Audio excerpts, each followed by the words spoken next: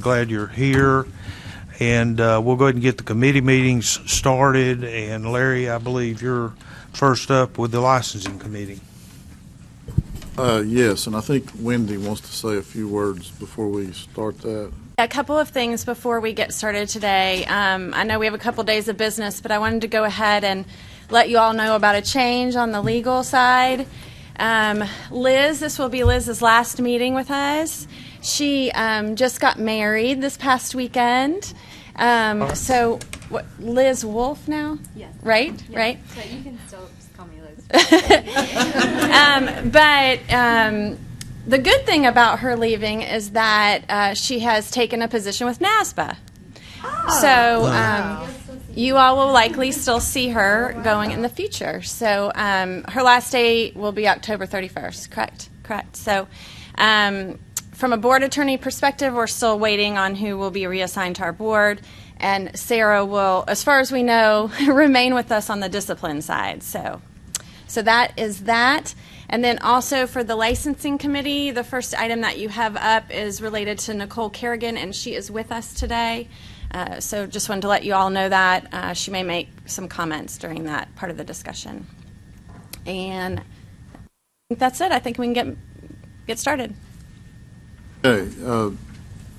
Nicole, before we get started on your particular situation, would you like to say anything, or would you like to open up with comments?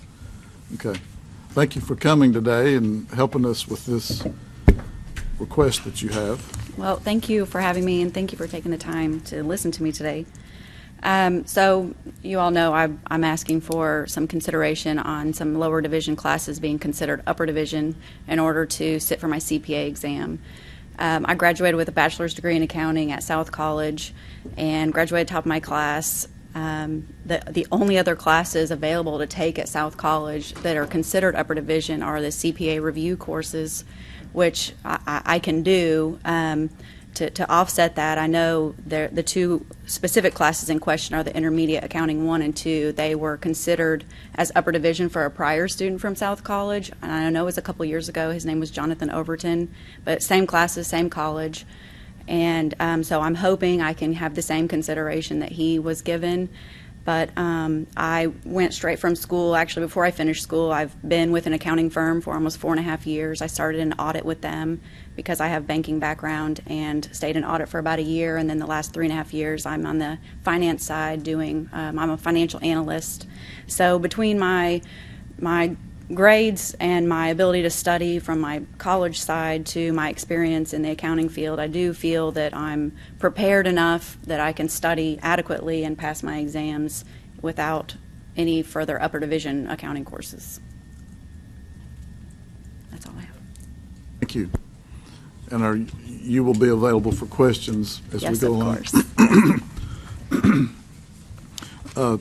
For those of you that have had a chance to prepare for this particular topic, it's a little bit unique in that there are several unusual circumstances here. And I'll try to kind of set the stage for the discussion here.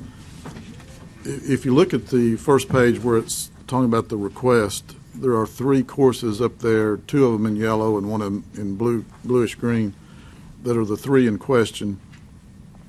And one thing that complicates this decision is that South College has defined these courses over in their description of courses. There's a page there on one of the documents you have that's called Description of Courses. And it says, and this is from South College, and it says, although there are exceptional cases, most 1,000 level courses are considered first-year undergrad courses, and most 2,000 level courses are considered second-year undergrad courses. Courses numbered at the 3,000 to 4,000 level are upper division courses. So, and I don't think we necessarily need to get hung up on terminology, but there's also a letter here from South College that from one of the professors there, assistant professor of accounting, Jim Hollingsworth, that defines these as intermediate level courses. So intermediate accounting, intermediate course. I think the thing that also complicates this is that as you go down through this timeline, the rules changed. Our rules changed. So there was a time period during your process of taking these courses and getting them approved that you did receive notification from NASBA that said that these were okay.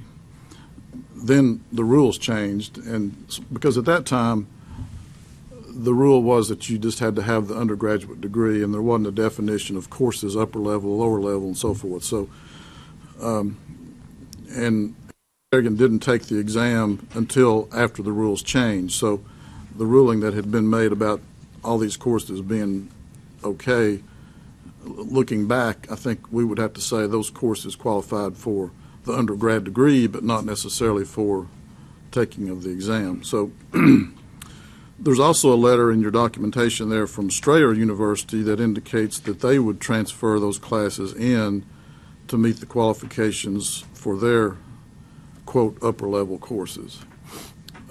So I think our dilemma is that if we try to quantify or qualify courses differently than what the universities or the schools themselves qualify them as or term them as, we're going to open up Pandora's box. But having said that, this is an unusual case that that I think we have before us. There are other documents here. There's a document from Strayer University saying that they would accept those classes in, and then there's the definition, the description of the courses. To me, intermediate accounting is not necessarily an upper level course. It's more of a, you take it right after principles or the beginning course, and it's more of a mid-range course as opposed to upper or level or lower level. So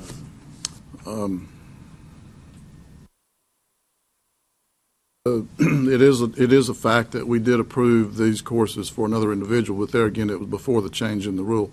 And that rule, the change took place. Wendy, reminded us of the date of that. So,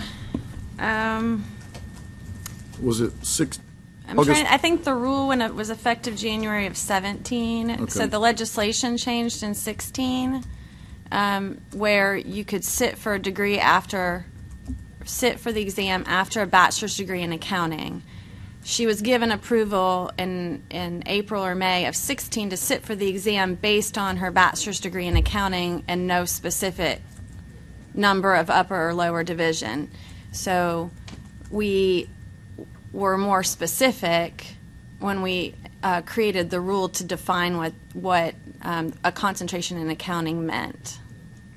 And Nicole, I appreciate you saying what you did about that you feel that your education has prepared you to be qualified to take the exam, and that these courses contributed to that, because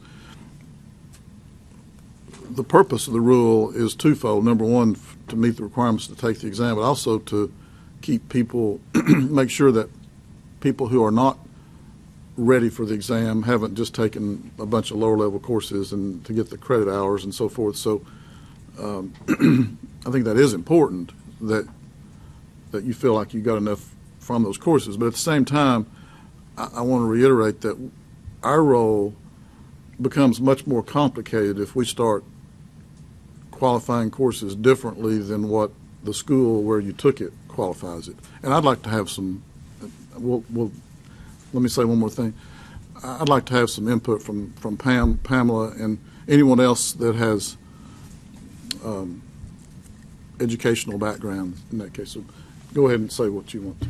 And I just wanted to say quickly, the reason that I didn't take the exam in 2016, I've got 2 boys, and just being a single mom, I just felt like I wasn't in that place. My youngest is 7 right now, or almost 7, and I just knew I wasn't confident in my time as far as like the amount of time I could put into studying.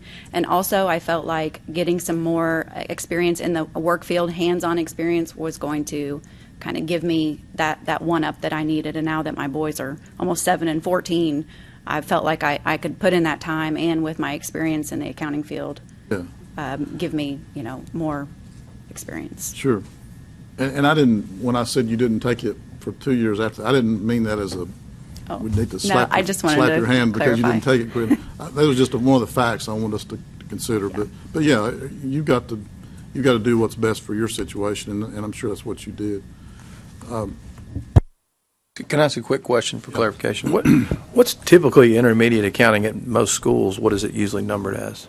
Upper division, 300 level. So, I mean, this is boiling down to just if the school had called this a 3,000 level class, we wouldn't even be here. Correct. But why are they not? Would That's be my question. Well, one thing you got to keep in mind is that South College is not a four-year school. It's It is a 4-year school. It seems like a hybrid school to me. they do have a four-year program. Yeah. Yeah. Okay. But they also offer associate's degrees, which most other universities don't do. So they kind of seem to be a mix between a community college and a 4-year institution, from what I can tell from reading online. And her degree, your degree is a 4-year degree from South College?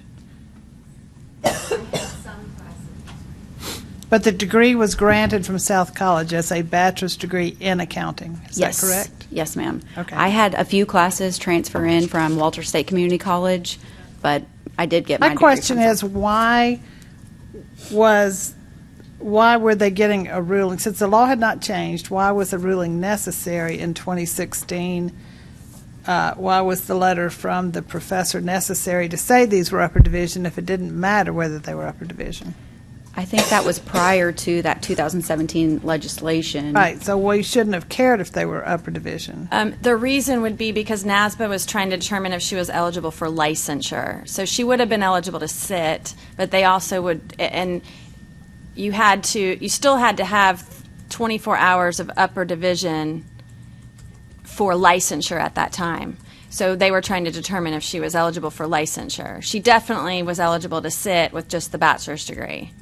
So that's where that came into play. I've been pretty adamant that we should not make individual rulings on upper division versus lower division. I mean, if the board is going to stand by its rule that we're only including upper division, I think we need to communicate perhaps to schools that they need to comply because we're going to do this. I, however, think that I see this as an exception because she got a ruling from NASBA saying she was okay. So I don't say that because you have extenuating circumstances. I'm very sympathetic to the single mom idea, but I don't think we can consider things like that. We do, however, have a ruling from NASBA saying that it was okay. That's my concern. Now, we could say, yeah, but you should have taken it by a certain time, but I don't think NASBA communicated to you that you needed to take it by a certain time. So I'm not saying, really, that we should rule these as upper division. I think that's going down the wrong path, and I think that last time we ruled against someone doing the same. However, I think we could say that we grant an exception because we're issuing something retroactively, embracing that ruling. Now, I may not be totally convinced, so I'll listen to discussion. Correct me if I'm wrong, but I think the ruling from NASBA just said she qualified, that she had met the current education requirements, which at that time were bachelor's degree. So they weren't qualifying those particular courses as anything other than qualifying for. It says would be acceptable for upper division credit for the exam per the 3/116 letter. Where is that?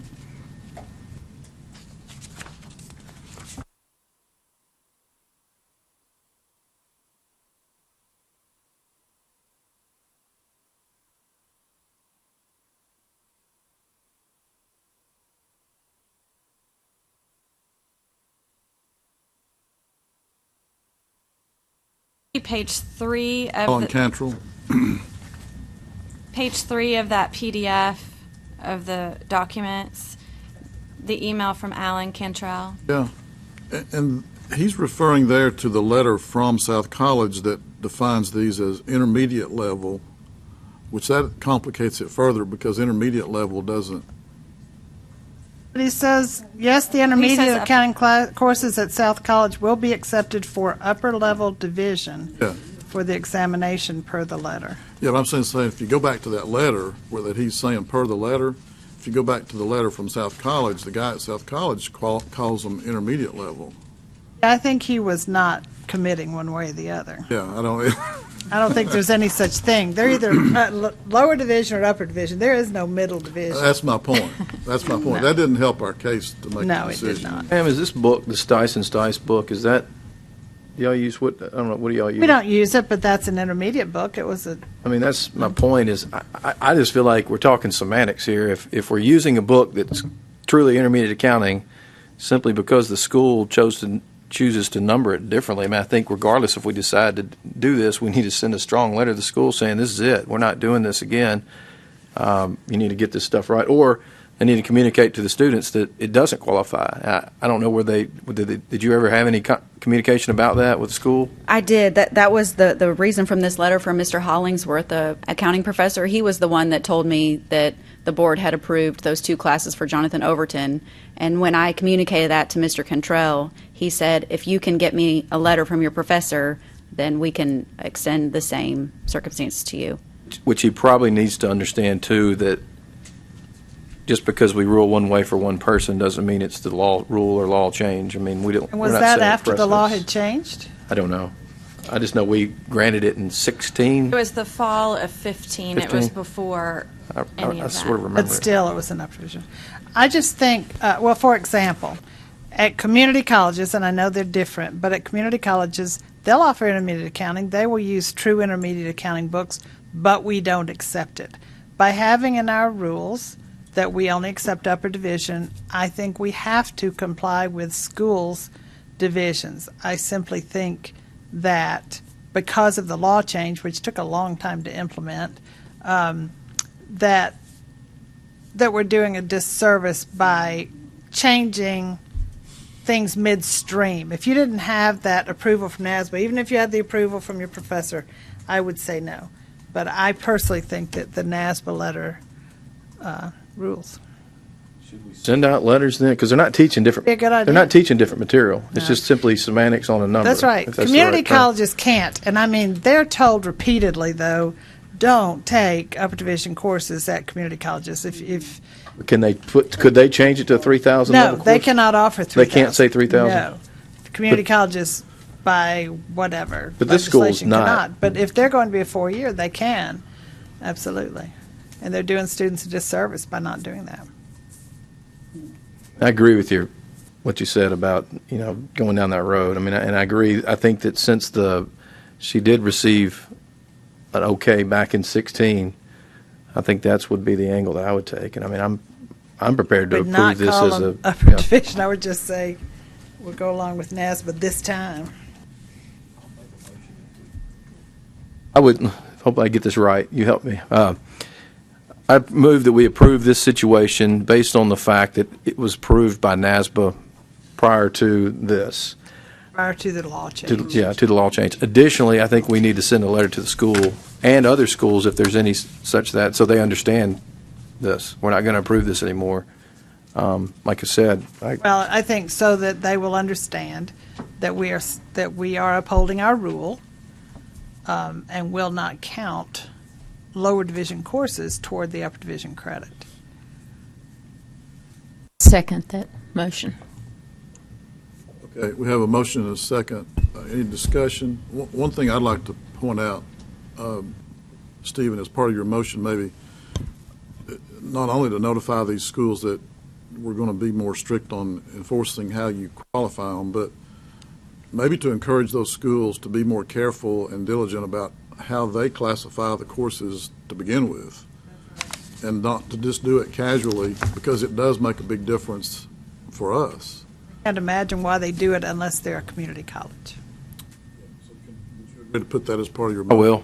You can say it how you need to. Can we get you to restate your motion? And Probably Stephen, not. part of it here is I want to be It'd be the same motion. I know. How about if she reads it back? Is that possible? Can she read it back, or is that replay not the tape. allowed? So I think Karen had trouble getting it, but second, we're talking about 3 courses, intermediate accounting 1, intermediate accounting 2, and a business taxation course. One needs to be counted for her to be able to sit, but all 3 need to be counted for her to be eligible for licensure. So, I think we're taking the position that we're not really basing it on the courses. We're basing on the fact that it was approved in 2016, and so we're Retroactively approved. we're grandfathering in, I guess, for lack of better terms, that approval. So, the motion is that in this situation, we will approve Ms. Kerrigan to sit for the exam and eligible for licensure. Based on the fact that she was approved by NASBA in 2016.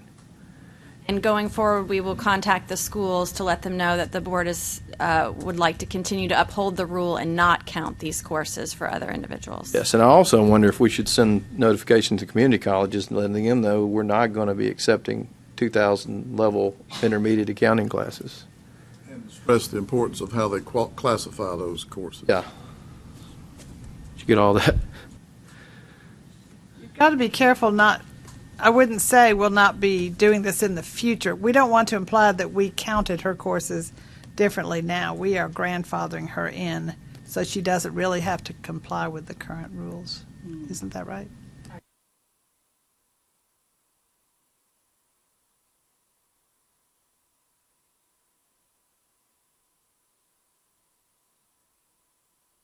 And are you good with okay. So we have a motion and a second. Any further discussion? Do we need to do a roll call vote? Or No, just call for all approval. those in favor say aye. Aye. Any opposed? Okay, motion carries.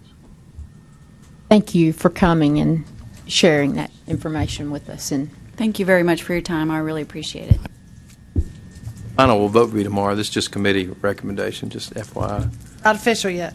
Okay, so should I come back tomorrow? No, there's no need to come back tomorrow. Don't study yet. I was going to spend the night here and just kind of cruise around the town until tomorrow. well, now I highly recommend doing that anyway. If you've got Well, the night off from being a mom at home, Yes. I recommend you stay. I'm really and hang considering it. I did We'll go to give you a Hattie letter. B's for lunch today. I stood in line and everything. I felt like one of you. You can go rent a cubicle upstairs if you want to just grab one. I'll start studying for my Yeah, there you CPA go. up there. Thank Okay, you. I kind of got carried away on that too. It was, whoever pointed out that it's not final till tomorrow. I think the vote we took today was to make the recommendation tomorrow. So the other 2 items on the licensing committee's agenda, I happily will turn over to Wendy related to the ethics class and some other CPE items that she's on top of right now. I'll turn that over to you. Okay, so what I wanted to do was, we are now towards the end of the year of the TSCPA creating the ethics course, the state-specific ethics course, and making that course available to other sponsors if they want to offer the course. So my plan today was to give a recap on where we are today. One of the responsibilities we have as part of our Memorandum of Understanding is that we approve an outline for the TSCPA to use to create their course for the next year. So the first item that I prepared for you all was just a one-page overview of where we find ourselves right now. The terms of the Memorandum of Understanding have been adhered to. I think I included a copy of that just for reference. TSCPA is delivering the course in a variety of formats. They have the online interactive course, which is, I think, the primary thing this board wanted, was something you can go to 24 hours a day and take if you want to. They are also offering webcast replay, and live versions of the course. In the third bullet, I give you a listing of the sponsors that have been approved to present the course. These individuals have been approved, and they've also purchased the content from TSCPA, so we have been assured of both of those. Beacon Hill actually resells their course, so it's exactly the same course, and they do that in a on-demand video type format. Checkpoint Learning is doing an on-demand instructor-led, so similar fashion, but they have taken the content and created their own, have their own speaker doing that. CPE Training Consortium, Jennifer Wesky. She's actually a professor at CBU, Christian Brothers University in Memphis, and she was the majority author of the program that TSCPA created. And so she has not offered any on her own, but she leaves it open in case an opportunity presents itself. Perry Moore has done some group live presentations throughout the state. MTSU as well. They have a few different education days each year in which they offer the course. And Smart Pros is offering an on-demand instructor-led course. The bottom of this page gives you an example of, well, it gives you all the comments I've received through the evaluations. So I would say that all of them are very, very positive. Of course, I think there's one that talks about CPE being a chore, and I think there was one comment under Dr. Moore's presentations that it was better before it was standardized. So those were the only things that I saw that would be other than positive towards the move that we've made. So before I get into the outline, does anybody have any questions about the past year with regards to this? Do we think these folks will continue in 2019 after our? No, I don't know, Judy. I know that a couple of the online providers haven't sold much or they haven't reported much.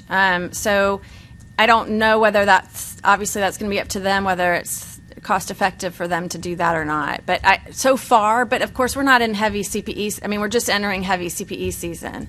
So I think they'll likely wait until January to make that decision. And they would have to, just to make sure I understand correctly, they would have to purchase the material through TSCPA. Correct. So they would apply through us again. They have to do that once a year, telling us who's going to be the speaker and agree to get the content from TSCPA, and they would have to go back to TSCPA and buy the new content. Correct. Thanks for clarifying. Are they paying the same price that TSCPA is offering it for when they present it? Yes.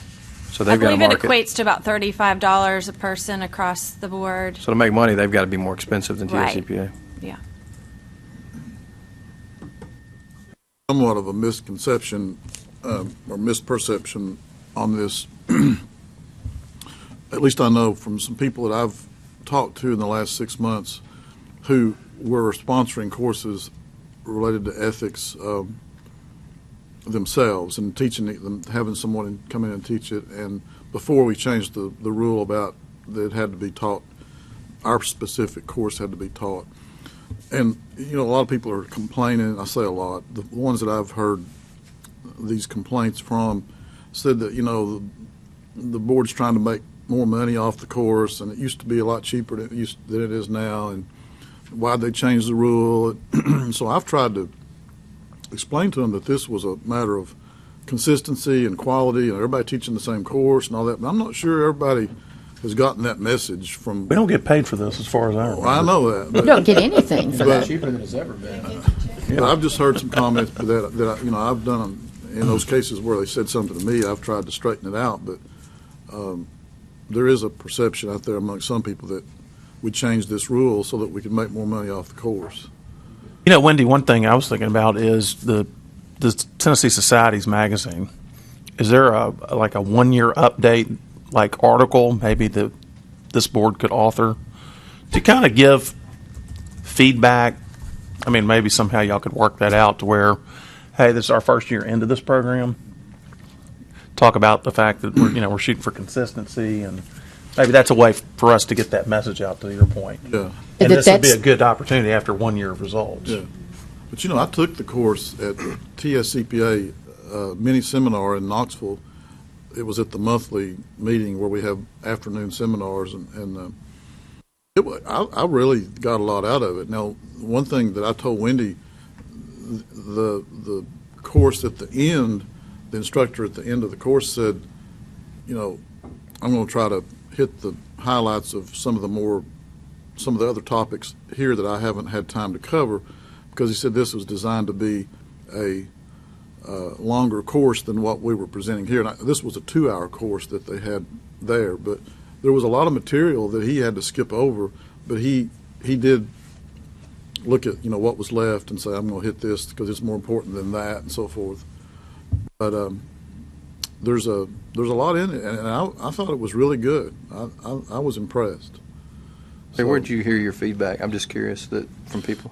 There was there's a group in Knoxville that is AGA, Association of Government Accountants, the local chapter there in Knoxville, and they've always had a 2-hour ethics presentation. And some of the people on their board were saying, when they found out that they couldn't just have any kind of a presentation, it had to be more specific to what our rules are now, and that the cost was more and so forth. I was on an email stream from some of those, and I could see their comments, and at least 3 or 4 of them were saying, sounds like a money thing to me, and why did they do that? And there just wasn't a clear understanding of what this change was all about. And that was specific to this one group, so I'm not saying it's statewide or anything, but Anytime you give sole authority to one group, which is the conversation we had at the beginning, those perceptions are going to be out there because we had many providers and we have one. Yeah, once I explained to them, they understood, and a few of them that were on the chain didn't realize I was on the board, and so when I came back and said, quit getting those emails. When I started saying we did it for this reason and we did that, I was afraid you were getting heckled at a mob by a mob at a restaurant. no, nothing like that. You're my bodyguard. It was an opportunity to educate some of those that didn't have all the facts. So I think that's a good idea to have the. Yeah, I do too. I think that's great, and just to stress that the reason behind it of the change is for consistency and to make sure that everyone's educated the same way. State board gets paid $0. Yeah, and exactly. Highlight that fact too. I think one of the changes in practice for some of the larger firms I know here in town that offer what we would call CPE days for their clients and alumni, whereas previously they had offered the ethics component, maybe they had Dr. Moore or others teach it, under the old configuration. Now it has changed the calculus for those large group presenters because they have to determine how or whether to pay the head tax on behalf of their attendees or to have the attendees pay it indirectly. So it's those changes I can understand why people would be questioning what's going on and why, along with the fact that I think we're probably one of a very relatively small, less than 2 handfuls of states that have state-specific ethics requirements. And I would stress the fact that the primary purpose of this is to limit the number of complaints filed with this board. I mean, this is an educational process to address the issues that are coming before this board and highlight the fact that, we want consistency and we want it to change year to year to kind of morph with, what we're seeing coming before this board. I mean, that's, to me, is kind of it's a real update on an annual basis, not the same course content being delivered over and over and over again. I agree with that. I've heard the word consistency a lot, and it's consistently the right message going out.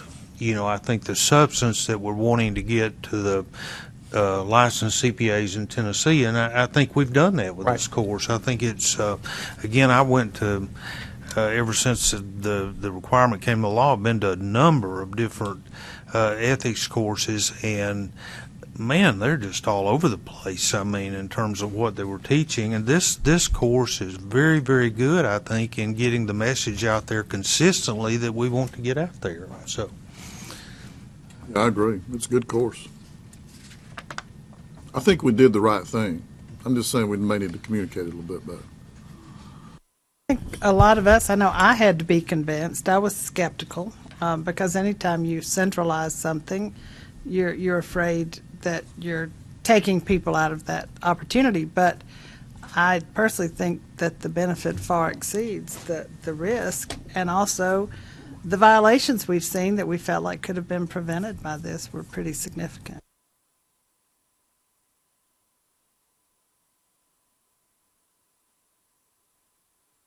Okay, so the next piece of this is the outline for next year. We will work on an article for early next year for the TSCPA journal.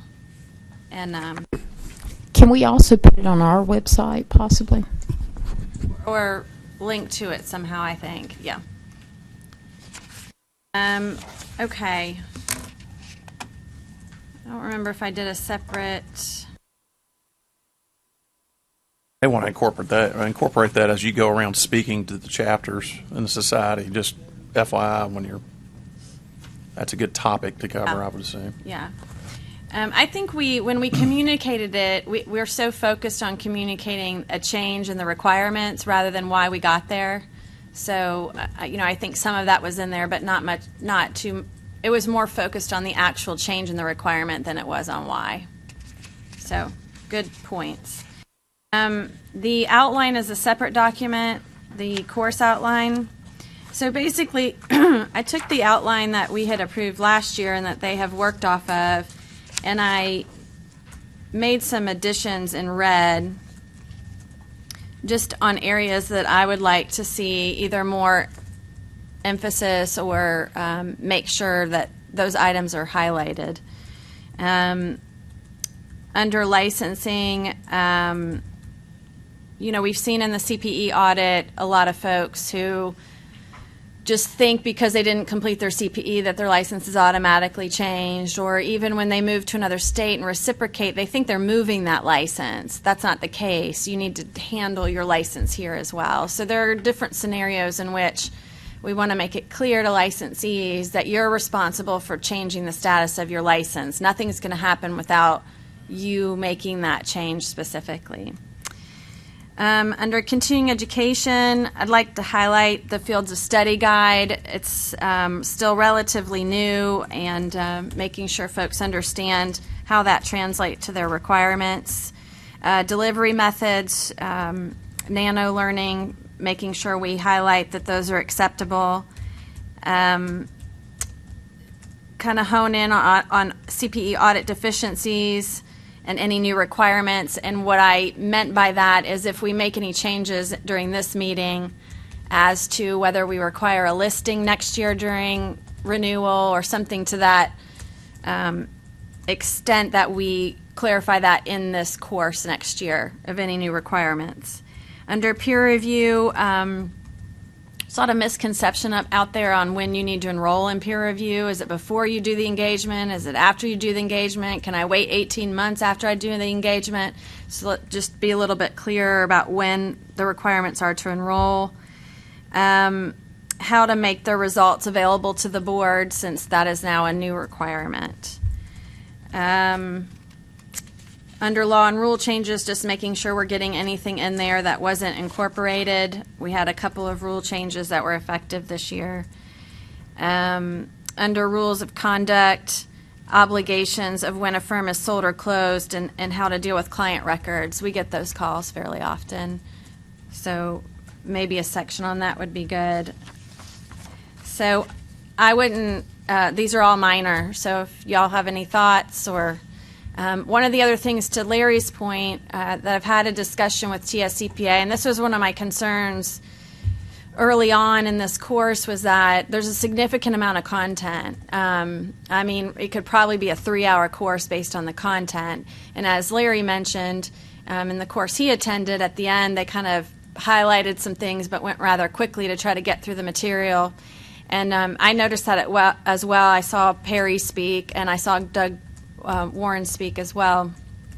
One of my suggestions was, after the course is created, if they're unable to really remove content, maybe what we could do is go through and determine which slides are required and then which slides are more optional. Some of the slides get into theory and some more not specifically law and rules. And so when that content is then sold to the sponsor, then they would be able to see, okay, well, these slides are required, and then I can fit in these other slides as it works for my presentation skills. I think that would be good. And Doug Warren was the one teaching the class that I was at, and he did a great job with it. But I think that would help instructors, too, to know what to focus on. Because anytime you're in an open setting like that, you get a lot of people who have questions like, well, 2 years ago this happened to me, and what should I have done, and all this kind of stuff. So you do spin your wheels a lot in teaching the course if you don't have the required parts versus the optional parts, and I think that would help a lot. Yeah, For this yes, outline? please. Hang on, I just lost my page. I'll make that motion to approve the outline as presented for calendar year 19. Is that what it's for? Correct. Second.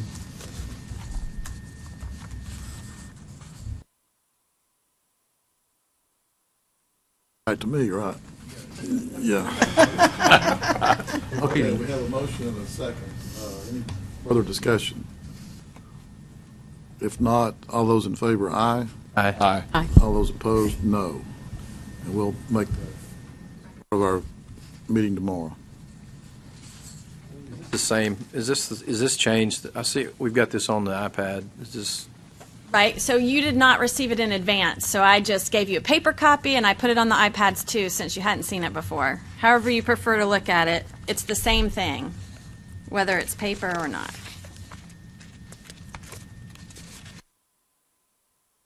Okay, so Wendy, are you going to talk further about the CPE compliance section too? Because I think there are some really good recommendations that Wendy has here for us to consider.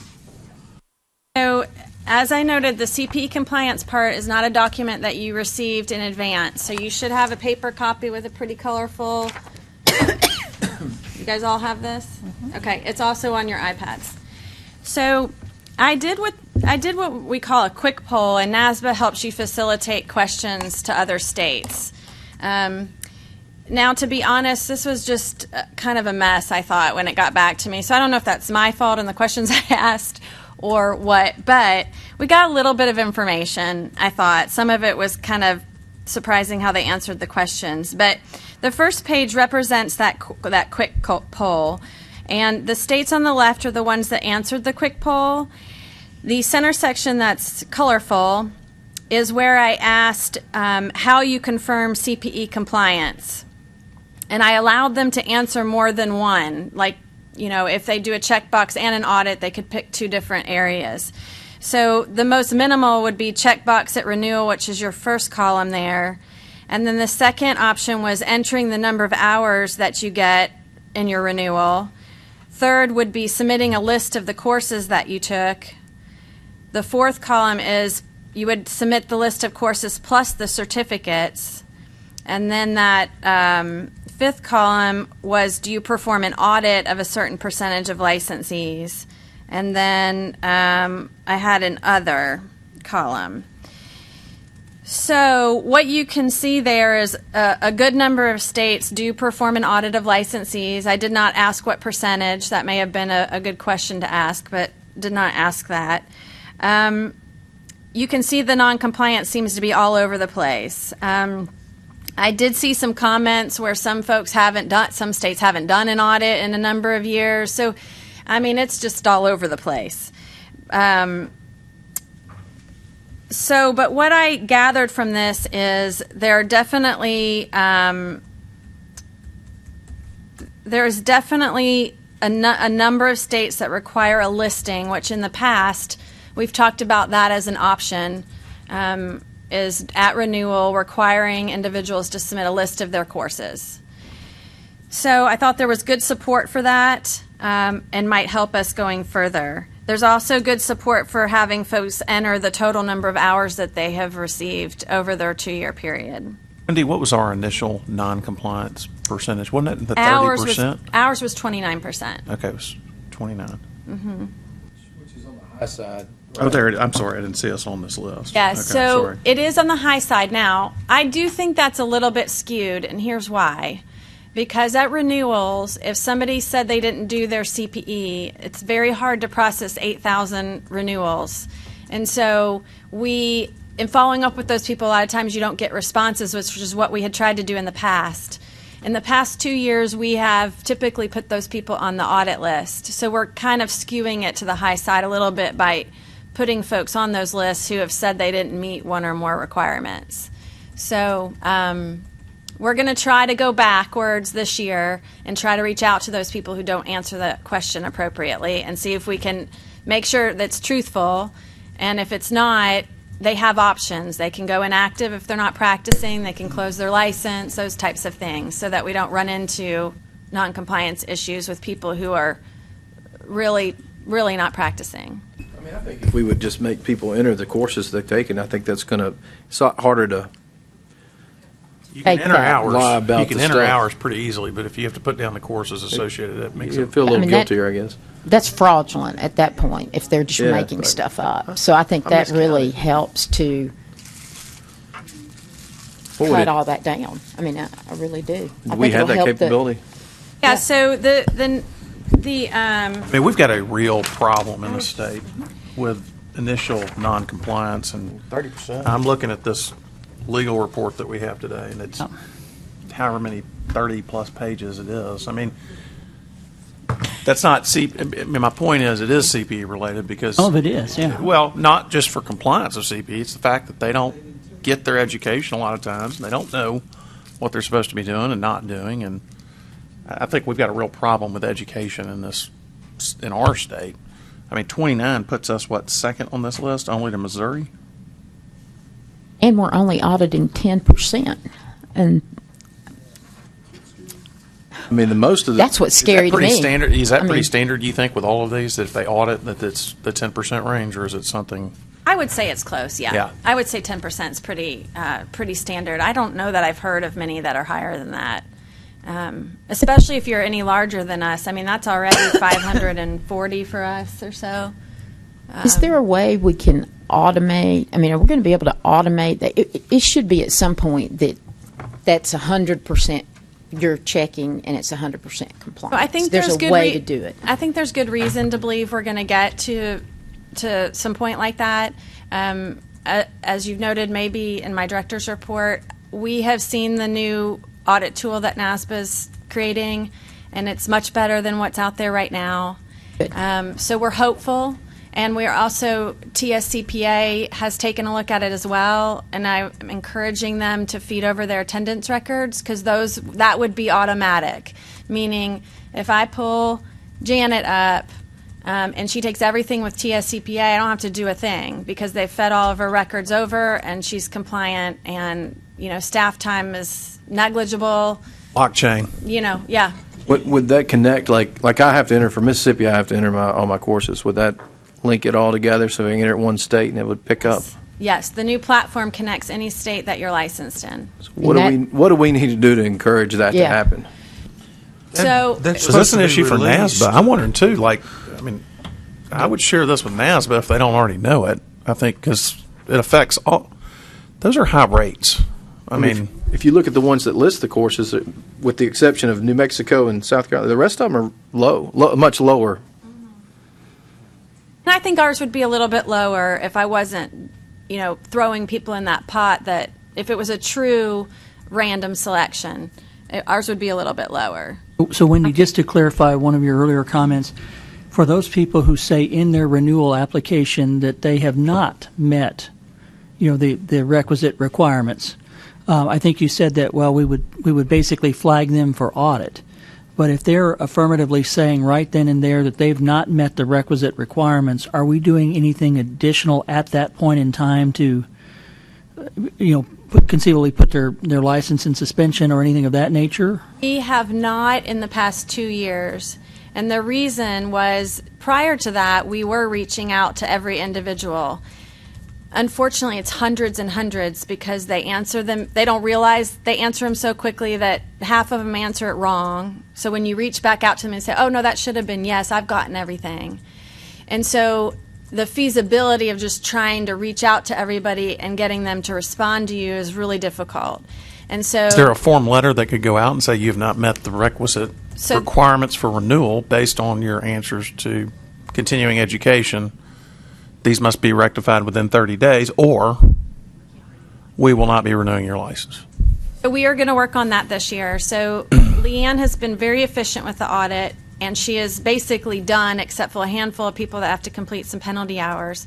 So we're hoping she's going to be able to handle all the CPE questions that are not answered appropriately, come up with a template to send out to these folks. Unfortunately, a lot of people think I've renewed my license, I'm done, and then they don't pay attention to it. Right. We so- actually will have some cases that we'll be dealing with today and tomorrow where they said, well, I answered the question correctly, that I Right. didn't have it, and you didn't say anything about it to Right. me. Right. You So know, we're going to that's a try to hit problem. it. We're going to try to hit it on the front end this time, and give them the option to close or inactivate or. Because I would assume your new population for audit will not include those that have no answers on an application, right? Those would Right. just be That's going to be our. dealt with, and then you're going to sample the remaining population. Correct. Whether it's 10% or something less, depending on the case, I don't know. Well, 10% is what this board has requested for a number of years, so that's Right. why we stick at the 10%. I just kind of wonder, can that percentage be lower only from the perspective of if they're having to list out courses? Oh, okay. Are we thinking that maybe there's less potential for fraud in that realm? I don't know the answer to Or that. self-regulating. But, Absolutely. anyways, I'm just throwing that out there. If think we're this- worried about the time Go ahead. that this board is spending on this process, then maybe we lower the standard for selection after we deal with all the no responses. I don't know if that's appropriate or not, but Woody, are you going to get into this other sheet, the recommendations? Because I think this solves a lot of the problems if this is doable. Okay. So, yes, following that quick poll chart are my recommendations based on the discussions that have happened the past few meetings and just our internal operations. And so this year, renewals start in a couple of weeks. We're going to go ahead and we've added a question to require licensees to enter the total number of CPE hours. That's just was an easy add, so we went ahead and added it.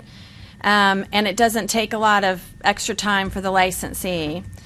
Now, beginning with next year's renewal, so that would be November of 2019, we would require licensees to provide a listing of the CPE they'd taken during the prior renewal period, or during the two years prior, to include the date taken, course number, sponsor, field of study, number of hours. And then we would continue with a 10% audit pool until at such time we determine that maybe we've brought the noncompliance down significantly.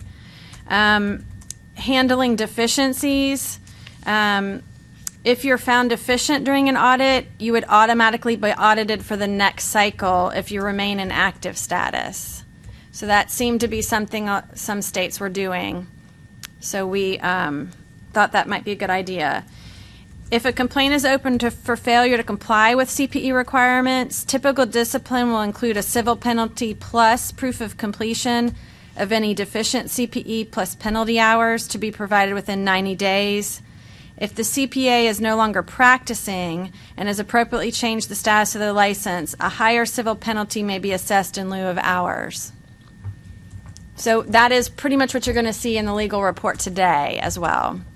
can I ask a quick question? Sure. Just as it relates to the CPE hours, is there any certification in a license renewal that those are, I have honestly answered these questions. I mean, I'm just curious, is there an assertion or something that's made that these are legitimate courses that have been taken where they can either check the box or something simple? So the end of the renewal is asserting that all the information information within the correct. renewal Okay. is accurate and to the best of their knowledge. Okay. That we have concerns internally that a lot of folks don't complete their own renewal.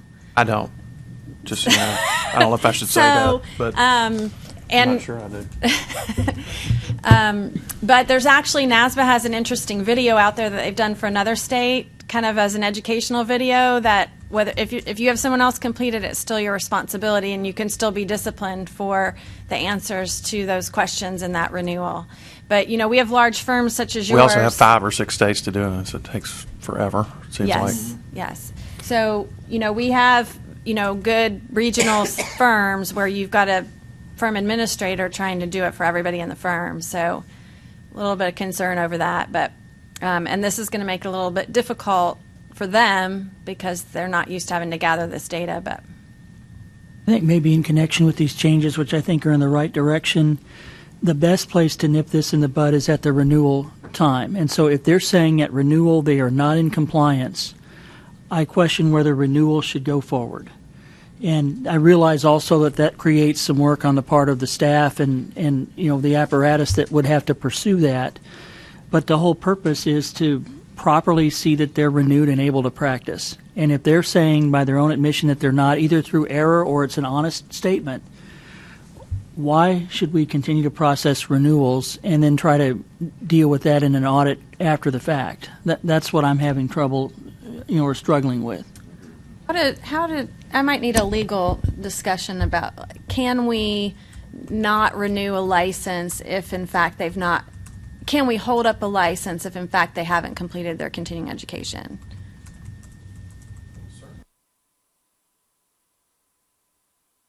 They don't meet the requirements for licensure at that point, correct? Right. So typically they go online and pay and then submit it to us, and then maybe they have a question they didn't answer correctly, or they answered it correctly and they really didn't complete their CPE. And then, so we have those folks, that chunk of people that have paid for a renewal, but yet we're not actually renewing them. So they're going to fall into an expired grace type status. Okay. I was going to suggest that maybe you have a grace period of they have 30 days to remedy that situation, but after that 30 days, then it's Right. they have to be proactive, Right.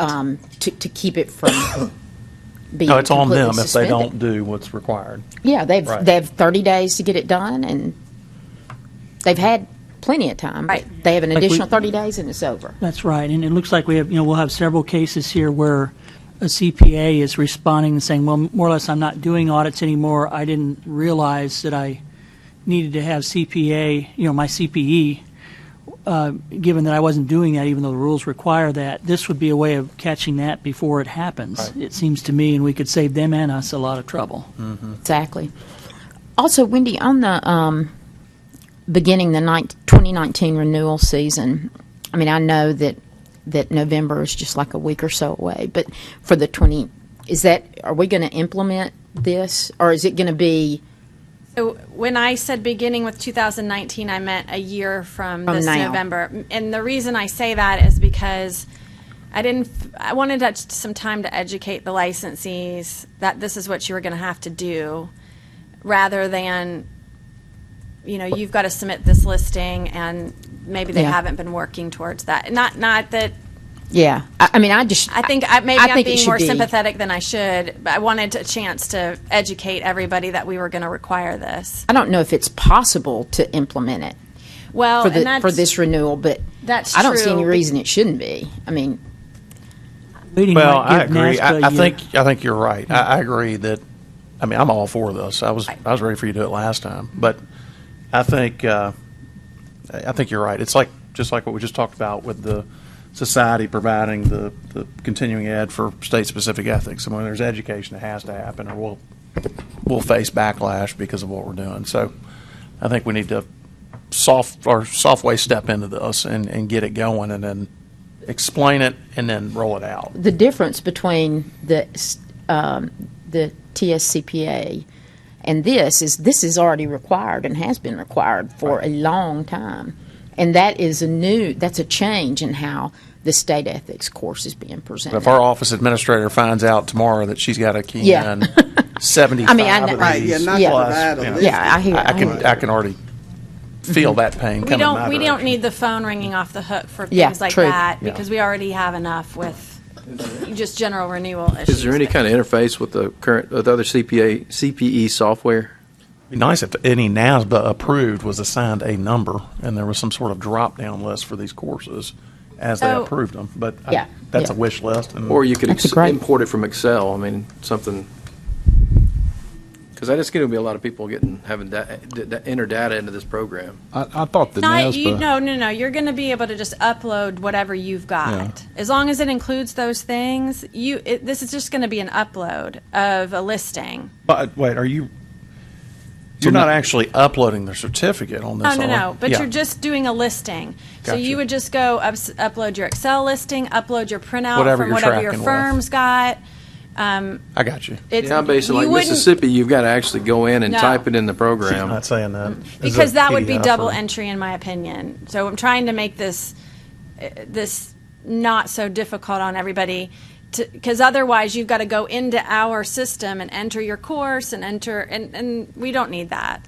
So we'll just continue. So we won't look at what everybody uploads. We would just continue to audit 10% and look at those people's what Correct. they've submitted. So when they upload something, then if they didn't upload their listing, then their renewal will be held up. Okay. But if they upload it, we won't scour it and look. Only the 10%. The only downside of this is if you put in the course information and you had hours, then in your own software, it would add up to the total hours.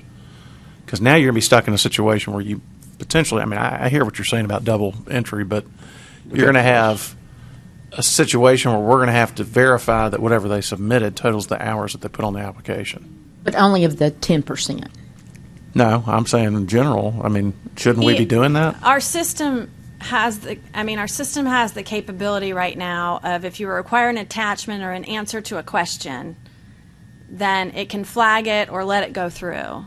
So it can't get into the details of. If I submit a PDF document Right. with my listing on it, for example, and it's 40, well, let's say it's 38 hours, and I put on there 40 hours on my application, they don't match, We're not going to be. and able to you're not flag going to that. flag it because I've done the 40. Unless So you're then- in that 10%. And if I was the 10% guy, I audited. That time. Now, the other good thing, or that we can evaluate over the next year, is NASBA's new platform is supposed to launch in March. We will be able to conduct our audit using that platform next year. We can get a good sense of how well it works, how if TSCPA chooses to feed their data in, what that looks like, and maybe next summer we say to those people that we're going to require an audit for, you're going to have to submit through this system because it does a lot of the calculations and that for you. So I don't want to do that now because we haven't seen it. We've seen a preview, but we haven't used it yet, so we don't know. I will tell you, I think this is a great start. Yeah. That we are making a move in the right direction. And if this process changes or has to be tweaked in the immediate future, we can do that. But I do like what y'all have done here. I think this is a good first step. I do too. And I think it'll eventually, if we are able, if NASBA's platform works like it's supposed to work, we no longer have a 10% audit. It's just 100% audit. Everything's checked through that system, and you guys don't really have to do anything. And you got conscience involved now because you actually physically have to put something on there, and it's a lot different just checking a box saying, yeah, I'm compliant versus, all right, here's the stuff, I'm going to have to lie about it. So, Mr. Chairman, do you want the licensing committee to make a motion to authorize Wendy to proceed? That's what I was just thinking. I think we ought to get a motion to that effect to present to the full board for approval tomorrow, and because this is a pretty significant change in the approach. The substance has always been there that they ought to comply with CPE, but this is a new process that's going to create more of a burden on the licensees, and rightfully so. We just got too much non-compliance here, so. It's another article for the society. Yeah, I think these are. Can I ask a question? Yeah. When it says the 2019 renewal season, what period is that covering? So what I meant was those that are going to renew starting November of 19. So it means you expire 12/31 of 19. So it would be for 18 and 19. So we're going to start renewal season Yeah, I was trying to figure out when you have to have your list completed. when Which you renew. need to be completing your list now, maybe, or go back and do it, I You don't guess. have to. You can do it all at one time. Yeah, I guess you could. I was trying to see how that practically So was do you gonna work. expire this year or next year? No, I expired this year. Okay, so this So year. I have my list. But you don't need your list. No, this I know, year, I don't need, I but know, I just had Just to mine give you a anyway. reference, Yeah. you won't need to do the listing when you renew this year, but you are going to have Right. to enter the number of hours that you've obtained. And then we have the specific questions. Did you get your 2 hours of ethics? Did you get your 40 technical? And you have to answer yes or no, those questions. Yeah. So you'll do that this year. And then for those that renew next year, they'll have to provide the listing. Well, they'll have to, put that list together. Yeah, so you could start, someone could start now for next year. Or That's all I was trying to figure out, is how practically you start putting your list together and that kind of thing. So I think these are really, go ahead. I was going to say, I think these are really good recommendations, and I'll make the motion that we authorize Wendy to implement these for the time period as stated on the list. I'll second it. Further discussion? All those in favor, aye. Aye. Any opposed? Motion carries. Okay, I think that's all the licensing committee has for today. I was an aye, by the way. I was just clarifying. I was watching The that. red didn't pop up. Okay. Eight aye. That concludes the licensing committee, and the enforcement committee is next, and I would suggest we see how that goes, but we may need to break somewhere in the middle of your committee meeting to take a short break, just for everybody's comfort. The place would be after we get through the consent part of Okay. the agenda, if that's all right, Mr. Chairman.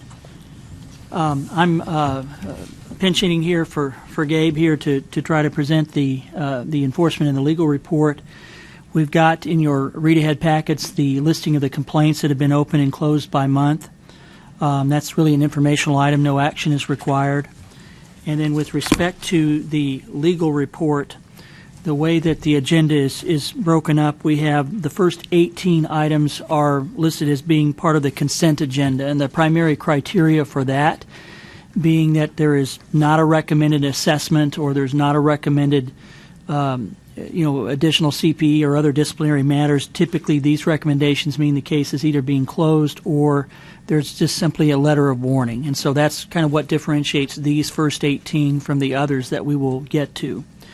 So since this is the consent agenda and we have these 18 and we were presented with those in advance, I guess what I would do is ask if there are any committee members that would like to speak to a specific case in the consent agenda, meaning numbers 1 through 18, and then we'll deal with those and then deal with the rest collectively. One thing I would like to bring up to the board is, and maybe make a recommendation when we send that letter to the universities about how they classify the courses. I really think that in the university setting, they need to explain the issue of using the word accountant. And that's what we get a lot of those where people are using the name. And I got to tell you, as a person who graduated with an accounting degree, I would have never thought that was an issue. And they're not regulated by this board because they're not CPAs. So somehow they need to be educated to not use the terms that get them into hot water and get a legal action here. And the only way I know to do that is through university and through teaching. Pamela, do y'all address that in your? No, we don't, and I don't think that I even realized to what extent that was not allowed until I became a member of this board, and we saw some specific examples. So there does need to be additional information. So I don't know how we go about that, and I know that's a broad subject matter of this, but it does pertain to this, and I really think we need to somehow educate. And actually what it may do in the long run is encourage more accounting majors to sit for the CPA. That's what I think. I think it will encourage them, to be an accountant, to call myself an accountant, I need my CPA. So Funny, because anyone exposed to the Code of Ethics in Tennessee is becoming a CPA. The people who are not don't ever come in contact with that. So they don't know. I mean, they would be just like me. That I didn't. I remember when I first read about it. I mean, I met with Wendy to explore it and research it more and figure that out. But I think we need to communicate that to the accounting majors.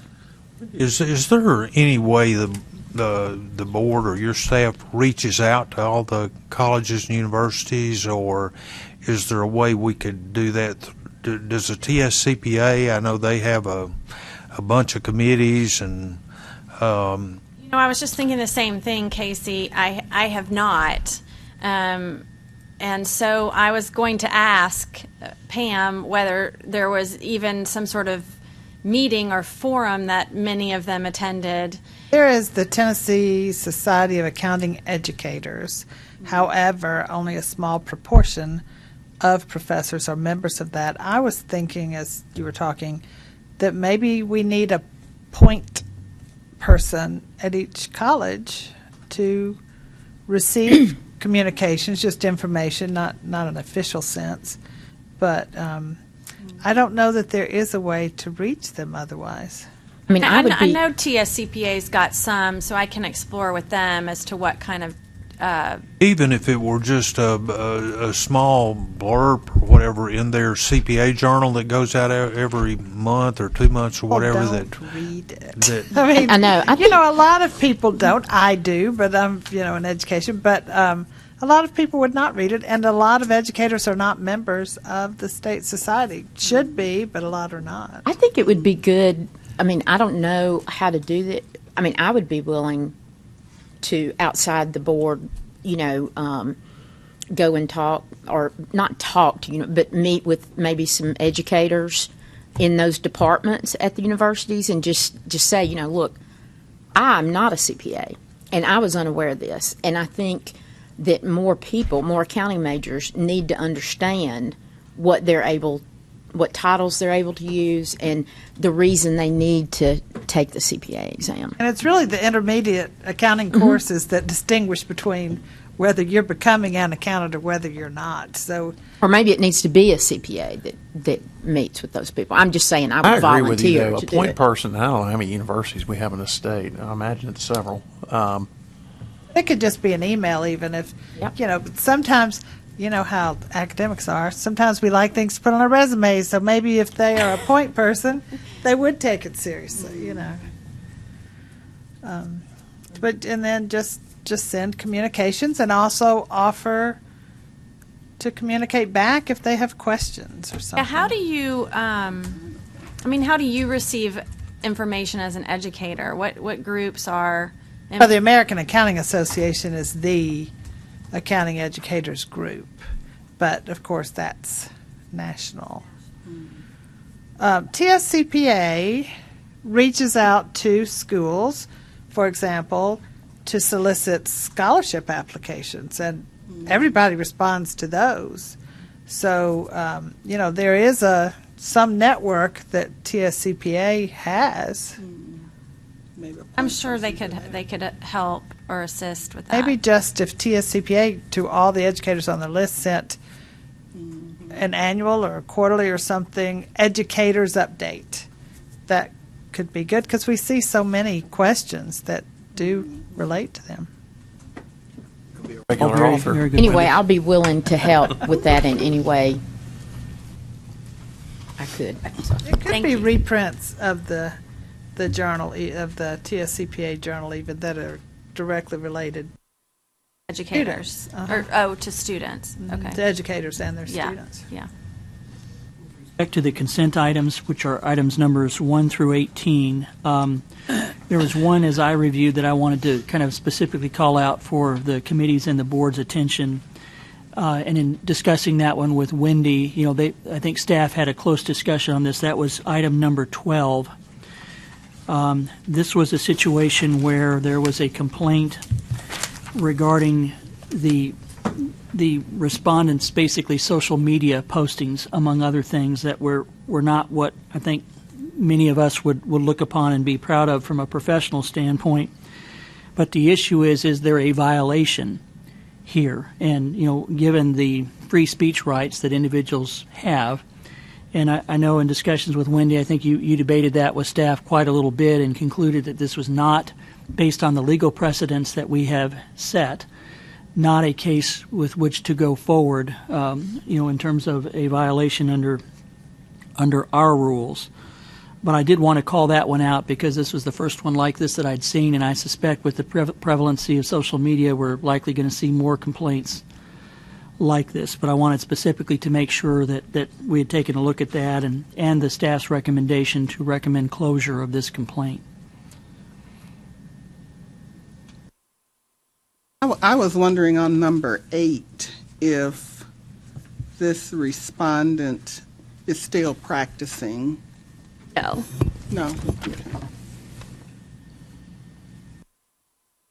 Other questions on these two or any of the other consent item cases? So what was your feeling on number 12, other than?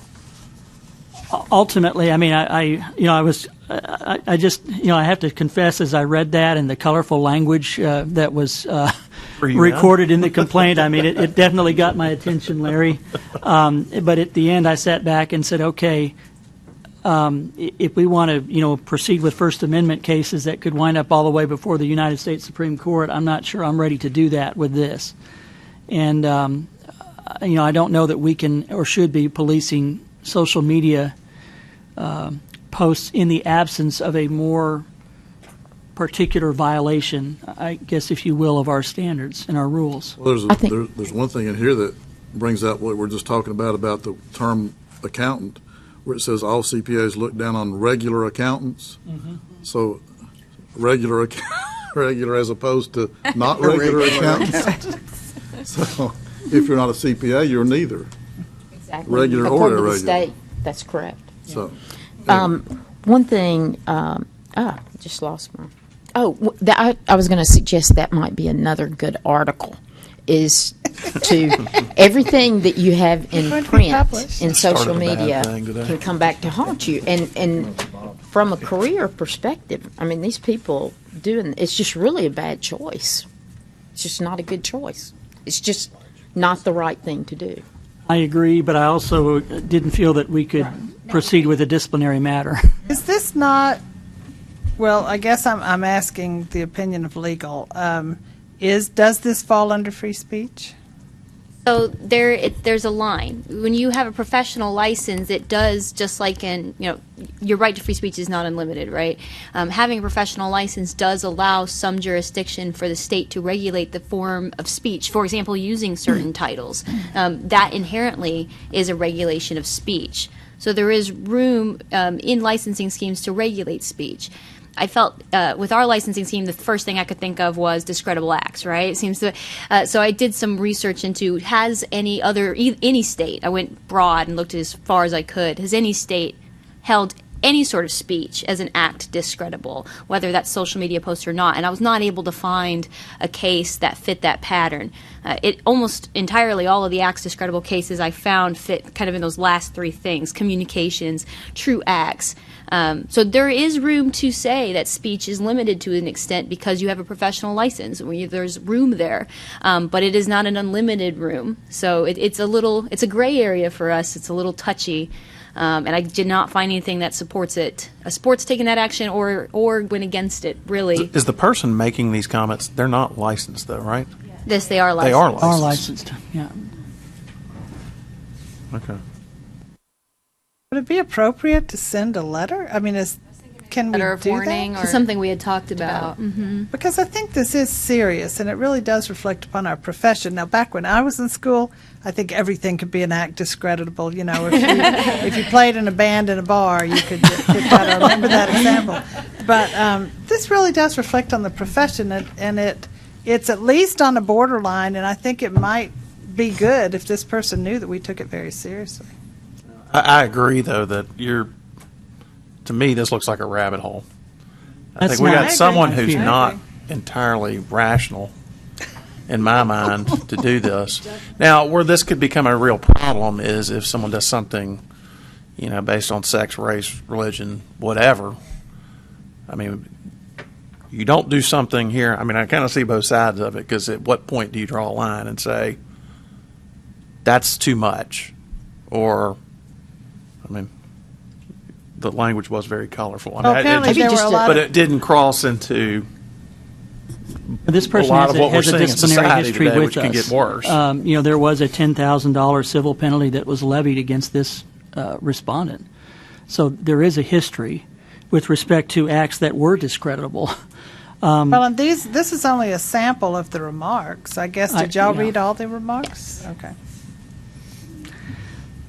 I guess where I came out, Pamela, was that I was concerned about the rabbit hole that Trey was talking about, and also I guess I would rather pour our staff's attention into getting our CPE, among other things, into compliance rather than trying to adjudicate, what could be an endless series of No, I don't want speech adjudication. cases. I just wondered if a letter was in order, but I'm fine with doing nothing as well. We will be tested at some point with something much more serious than Probably, this. yes. Any other comments or questions on any of the first 1 through 18 cases that are in the consent agenda? This person get a phonics list. Yes, seriously.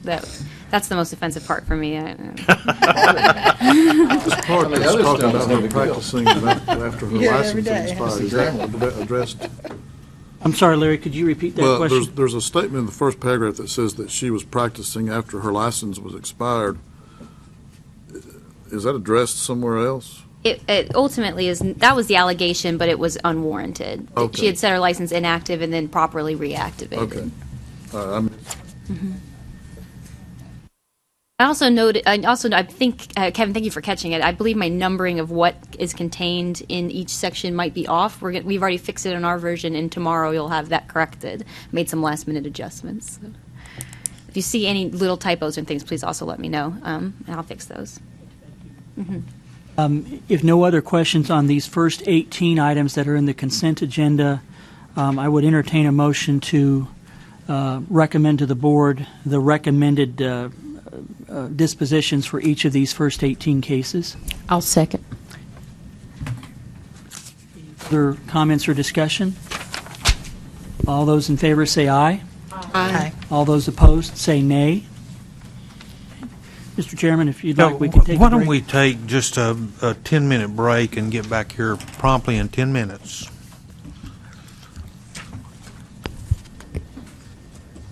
Our last two committees won't take very long, Judy, unless you raise them. Making me do your bitch work now.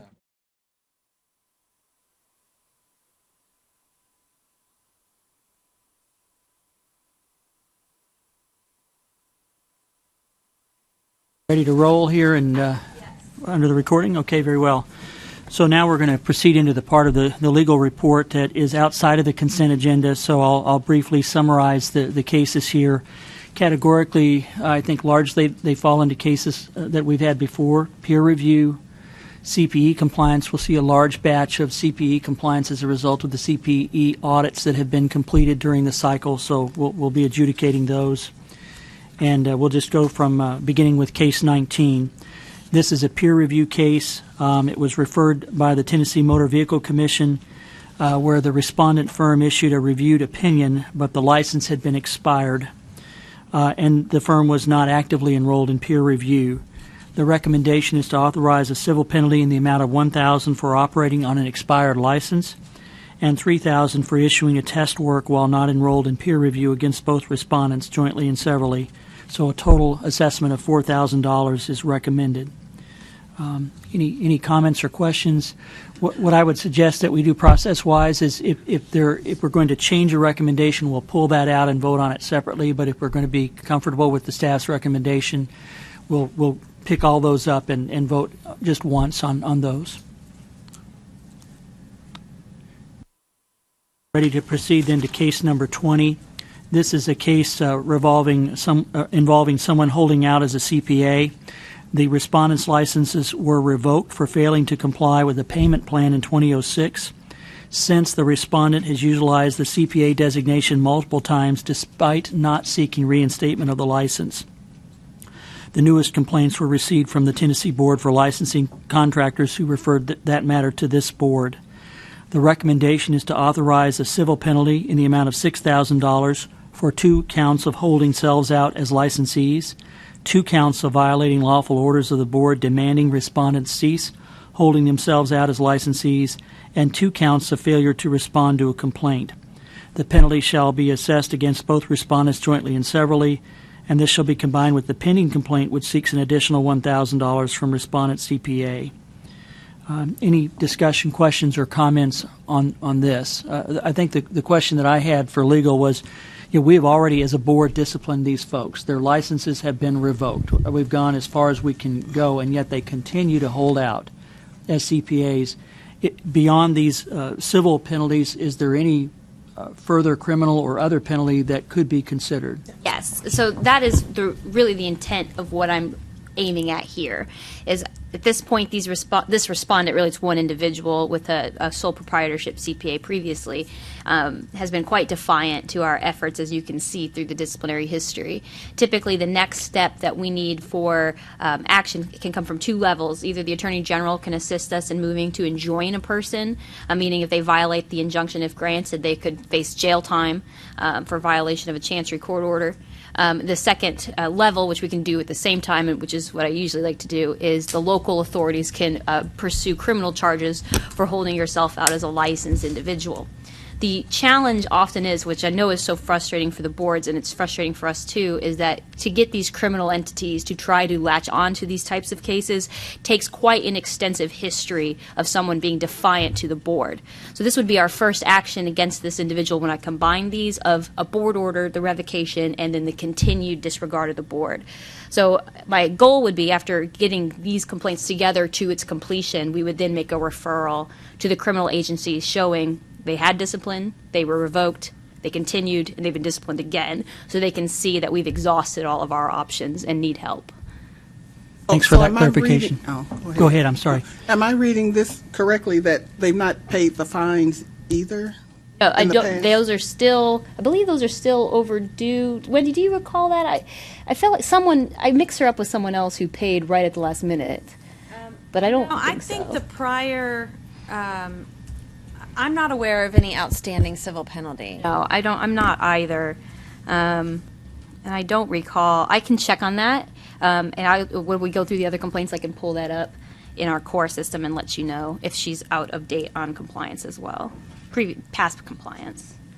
Sounds like what you're saying is that to further add strength to a potential future criminal referral, this would be the recommended next course of action to establish these civil penalties and determine compliance or lack thereof with them. That's correct. And we've been semi-successful with another case we had actually in East Tennessee, using a similar method of getting local criminal enforcement assisting us with someone else who was holding themselves out as CPA after this board revoked their license. So far so good with this strategy. A question for legal, just in general. A few meetings ago, maybe even a year ago, we expressed a concern that we want to make sure that we were consistent in our assessment of penalties and so forth. So as we go through these today, is it too much to ask for y'all to tell us if we're doing anything inconsistent with what we've done in the past? Yes, I can do my best to try to identify those cases. Otherwise, I'm going to assume that these are consistent with what we've done in the past, I guess. And I don't want to have to ask the question every time. This is this is a unique one, so we probably haven't had one where I stack them this way. And honestly, we're trying to find settlements, but in this particular case, I wasn't looking for a middle ground. I was looking for all the violations. Because at this point, I don't think we're in the realm of being friendly and playing ball. I'm asking about the 6,000 because there was somewhere else where we find someone 10,000 for something, and it would seem to me that, this is pretty severe here. $10,000 was on our number 12 in the top end. What ended up happening in that case was it was multiple parties that they closed the firm and disappeared, leaving multiple consumers injured. And so we were able to take each of the consumers in each charge to get it up to 10. Since we're capped at 1,000 per violation per day, so there's some flexibility, but this kind of encompasses, I think, the easiest per violation. No further questions. We'll go on to case number 21. This is also a peer review related case. It was referred to the board by the Tennessee Motor Vehicle Commission. where the respondent firm issued a compilation, but its license had been expired since the end of 2016, and it was not actively enrolled in peer review. Also, the CPA's individual license was expired, and the respondent failed to respond to the complaint. The recommendation is for a civil penalty in the amount of $2,000 for operating on expired licenses, firm and individual, and $3,000 for issuing a test work without being enrolled in peer review, and then $1,000 for failing to respond to the complaint, to be assessed against both respondents jointly and severally. Any questions or comments here on this one? This one would be consistent with what we typically do for the duplicate violations. But I wanted to ask a question because a lot of times in the past we've used language like authorize a hearing to be settled by consent order, and that language is not in here. Do they have a right to a hearing, or what? I mean. Yes, so since we're already in the contested, this puts it into a contested case setting. They would be, if they reject this consent order, the UAPA kicks in and they are entitled to a hearing. So sometimes that language is put in just to give a bigger picture of what happens, but I just try to pare it down to kind of what we're doing here today. But they are all must have a hearing before I can take any action pursuant to the Tennessee Constitution. Or a settlement. Or a Right, settlement, right, that's yeah, correct. yeah. So in the consent order, they'll have it in the letter too. It'll say if you reject this consent order, you have a right to a formal hearing, which will be set at its earliest convenience. So in this one, they would still have to do a consent order even if they pay these penalties, right? Or Yes, the consent order and the penalties we always have together. Paying the penalty is only part of it because we want them to agree to the violation so that we can warn the public. And that Okay. also is what it gets them out of the hearing because they agree to waive their right at that point. okay. It's a good question, though. No further questions. We'll go to number 22. This is a case that is basically in response to a state of North Carolina disciplinary matter where the respondent was disciplined in that jurisdiction of North Carolina and had their license revoked for a 3-year period. And it was based on the respondent's firm failing to timely remit payroll tax payments. In essence, what we're doing or recommending here is the authorization of the suspension of the respondent's license in Tennessee to run concurrently with North Carolina's discipline, and then the respondent shall be required to request reinstatement through the standard statutory process. So effectively what we're doing is we're now aware of the North Carolina discipline, and we are basically running parallel to that on this case. On this one, I just have the question of did the respondent self-report, or was this brought to our attention? I don't remember. Let me pull up the case and I can let you know. I apologize for not remembering how that came to us. And then I'd like to know what the 3-year revocation period actually is. Absolutely. I can get both those. I'm pulling up the document here. I was wondering what we're warning him about, or her. I'm not sure. It came to us. Wendy filed it in our official system. I'm not sure how it came over. Wendy, do you happen to recall? I don't. I'm looking it up to see. Okay.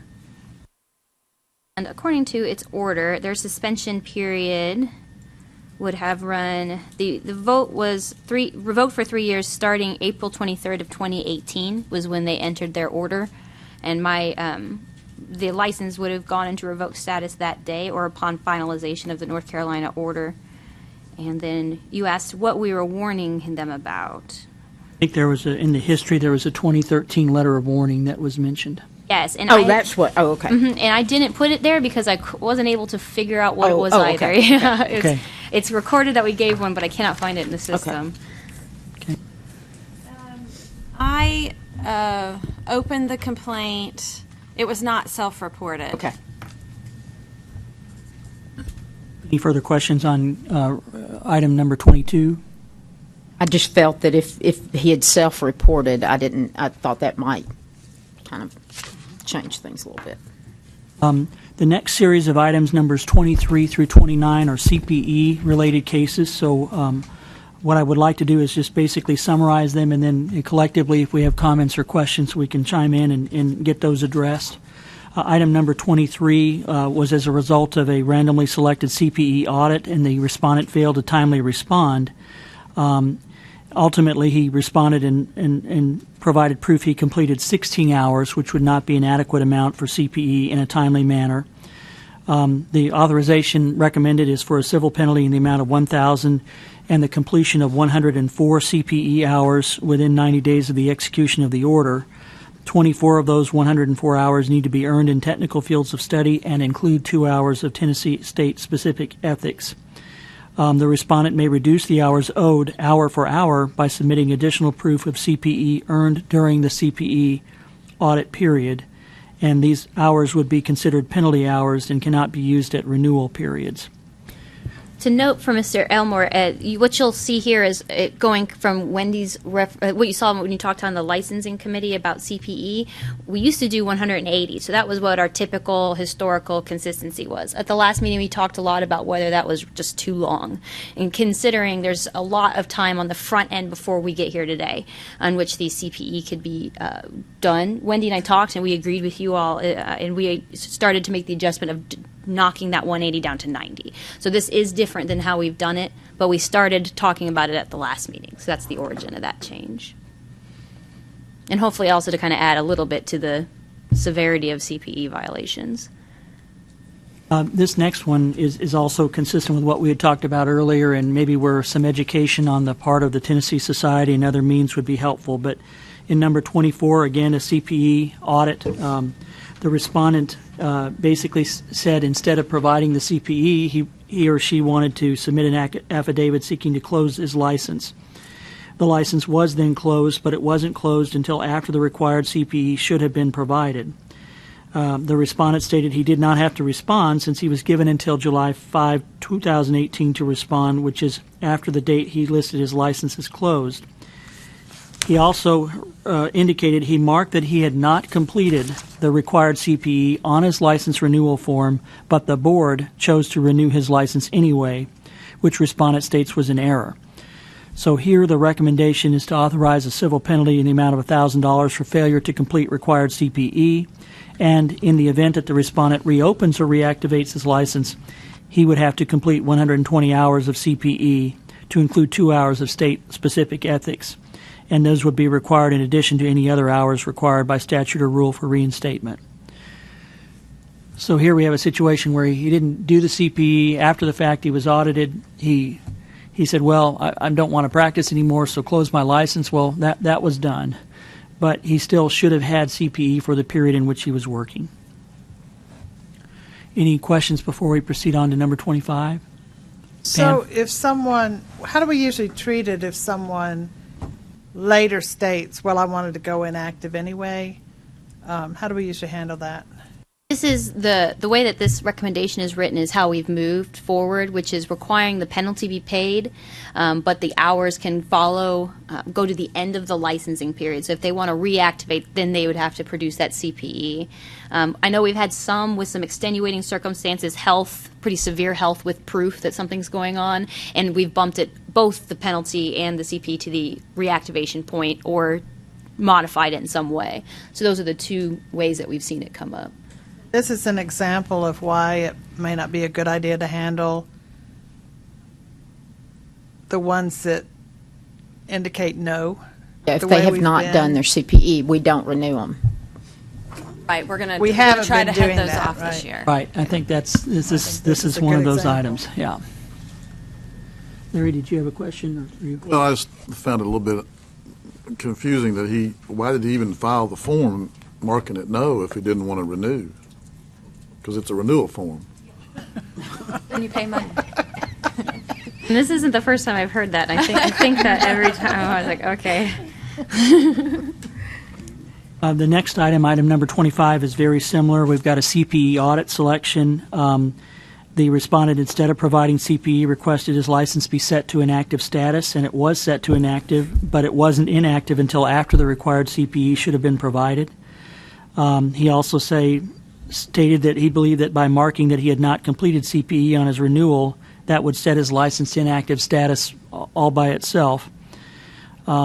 He does not practice any public accounting functions. So similarly to the case above, recommendation is to authorize a civil penalty in the amount of $1,000 for failure to complete CPE. And then if he does decide at some point in the future to reinstate, then he would have the recommended 120 hours of CPE to be completed.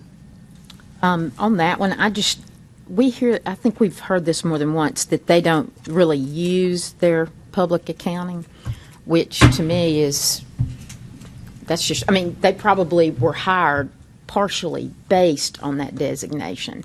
So I don't think that's ever a good excuse on those things, because they are using their professional license in their positions. Item number 26 is also a CPE case resulting from a CPE audit. The respondent failed to respond to the audit until the matter was opened up with legal. Then the respondent indicated to the state that his failure to complete all required CPE was based on health issues he experienced, including a hip replacement. Respondent inquired prior to the audit on a health waiver when he ran into the board's investigator at a seminar, but failed to send the request despite being informed of the process.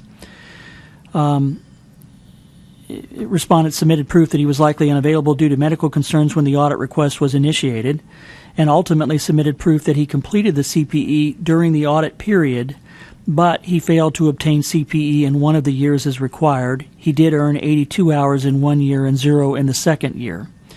In this case, given those circumstances, the recommendation is a little different. It's to authorize a consent order in which the respondent agrees to complete 6 hours of CPE within 90 days of execution. These 6 hours represent an 8-hour penalty for not earning hours in both years, but with a 2-hour credit for the CPE earned over what was required for that period. The 6 hours would be considered penalty hours. So no assessment recommended, but a small CPE recommendation.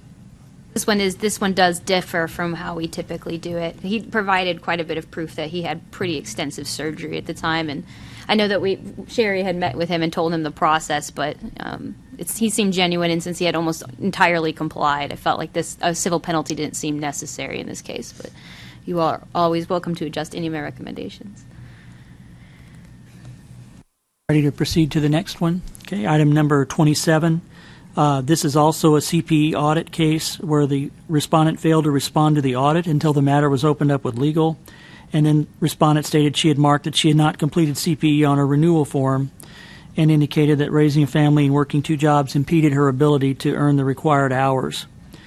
In this case, the authorization or the recommendation is to authorize a civil penalty in the amount of $1,000 for failure to complete required CPE. And then the respondent may either elect to keep license active or set to inactive. If active, then the respondent shall complete the 120 hours of CPE in 90 days and it will not count toward renewal. I think that's basically the gist of this, and that the hours, when completed, shall include 2 hours of state-specific ethics. Next 2 are also CPE related. Item number 28, a CPE audit. Respondent did not respond to the audit, and as a result did not submit any hours, and recommend a civil penalty in the amount of $1,000 for failure to complete required CPE. And then the respondent must complete 120 hours of CPE within 90 days of the execution of the consent order, and these shall be considered penalty hours. They may reduce the 120 hours hour for hour upon submission of proof of CPE completed during the required audit period. And then lastly, on item number 29, also a CPE audit case, respondent didn't respond to the audit and did not submit any hours, and instead submitted an affidavit to set his license inactive, but he did not address the CPE audit requirement. The recommendation here also is to authorize a civil penalty of $1,000 for failure to complete CPE, and in the event that the respondent reactivates his license, he would have to complete 120 hours of CPE in addition to hours required by statute or rule upon reinstatement. So those were kind of our batch of CPE cases. Any questions or comments further on those? Okay. I think we're doing the right thing by emphasizing some changes to the CPE compliance. I mean, these are things that should. think also by addressing this at the time the renewal forms are indicated for those that are stating that they're not in compliance at that time. Hopefully we can address that forcefully as well. The next item is case number 30. This is a PCOB disciplinary related case where the respondent self-reported the discipline that was meted out by the Public Company Accounting Oversight Board, which imposed, revoked the firm's registration for a 5-year period and imposed a civil penalty. And then the respondent individually was censured and barred from being associated with a person of a registered public accounting firm for 5 years. In this case, the respondent did self-report the discipline, and the recommendation is to authorize suspension of the respondent's licenses to run concurrently with the PCAOB's discipline. And then at that point, respondent shall be required to request reinstatement through the statutory process. Any questions or comments on this one? On that one, did they self-report in a timely manner? Yes. Okay. All right. Did you all make note of the fine that they? I know Kevin has dealt with the PCAOB, and I'm not sure about anyone else, but I know I have, and those guys are just mean. Looks like it. It looks like it. Those of you that He didn't mean it. He didn't mean it. But makes our fines look very small, doesn't it? But no, I agree with the recommendation here. Next item is case number 31. This is a peer review related case, and it was opened, as many of ours are, based on a referral from the Tennessee State Board for Licensing Contractors. So we have a respondent performing a review performing a review level of service without first enrolling in peer review. And he responded to the state that he performed the service as a favor, refunded the client's money, and he does not intend to further engage in attest services. So the recommendation here is for a formal hearing with the authority to settle via consent order upon the respondent's payment of a civil penalty in the amount of $3,000 for failure to enroll in peer review. And then the firm shall also provide proof of enrollment in an approved peer review program or an exemption form within 30 days, and shall retract the review in writing to prevent any future use of that review. This is consistent with how we've done it. The retraction language is new, but we often tend to add it. So Wendy had the wise idea we should just go ahead and start requiring that on anyone we haven't had tell us they've retracted. So I think that was smart. Item number 32, this is a referral from the Department of Labor with respect to the work that they do around pension work under ERISA. In this case, there were complaints opened against the licensees upon referral from the U.S. Department of Labor due to an investigation into work performed by them. And at this point, the respondents have agreed to open the ongoing AICPA investigation file for the board's review upon its completion. So the recommendation here is simply to put this in litigation monitoring pending the completion of those proceedings. Item 33, this is holding out as a CPA. So we have a complainant who filed a complaint after observing respondent's new business, which uses the phrase accounting in the name. And the respondent stated she was a licensed professional on her bio section of the website. She is licensed, but her license is set to inactive. Respondent responded to the state that her business is brand new and focuses exclusively on bookkeeping and taxes. She more carefully reviewed her website and reduced the number of references to accounting to help reduce the risk of misleading the public. She indicated that the licensed professional reference referred to her QuickBook Pro Advisor status, and the logo for that qualification was next to the words. She removed that language as well to ensure no confusion.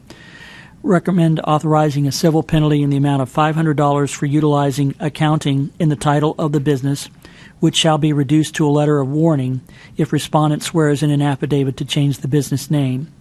And the affidavit must be signed and submitted within 30 days of receipt of the consent order. Any questions on this one? Yeah, I have a question where it says that she reviewed the website and reduced the number of references to accounting. So are we to assume that She think that she can have so many without it being okay? Or? Well, actually, you can. So accounting is limited to title and to title use or to the name of the business. So she can say she offers accounting services because she does. So she went through to try to make sure that there was no misleading there. But it seemed that she did not it seemed to be just a misunderstanding of why she didn't take it out of the name. So I thought this mechanism would give us a little bit of teeth to get her to take it out without necessarily being overly harsh for someone who seemed to be trying to come into compliance with us. As long as she's using accounting in the proper context, That's it's right. okay. That's right. Okay. She can even use it on her signage, as long as it doesn't say like. Is an It's account. accounting service. You can say I do accounting service. Right. Title or designation. Next item, We're I'm sorry, we're go not ahead. Judy. planning to get a $500 fee, because I felt that was a bit Anticipates harsh. she will come into compliance. Yes. An inactive CPA, though, so she should have known Yes. the requirements. That changes the whole Yes. gamut. Yes. I don't know if she had a firm permit in the past, but she definitely was a licensed She is a licensed CPA. She's just inactive. I just thought currently. she was one of those students that didn't This know is a little she couldn't different. use the name. That's why we went. Normally, we do letters of warning even on folks like that. That's and- what I was thinking. It was Because they're harsh. normally Yeah. getting a call from me is enough to get most people to take signs down. Right. They're pretty. If Sherry shows up or I call, they're quite panicked. Normally, Yeah. it's a very genuine misunderstanding.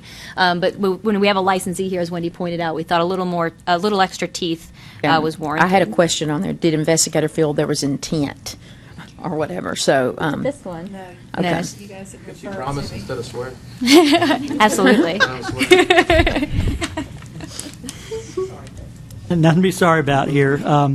If we're ready, we'll go to item number 34. This is in connection with a U.S. Secret Service investigation.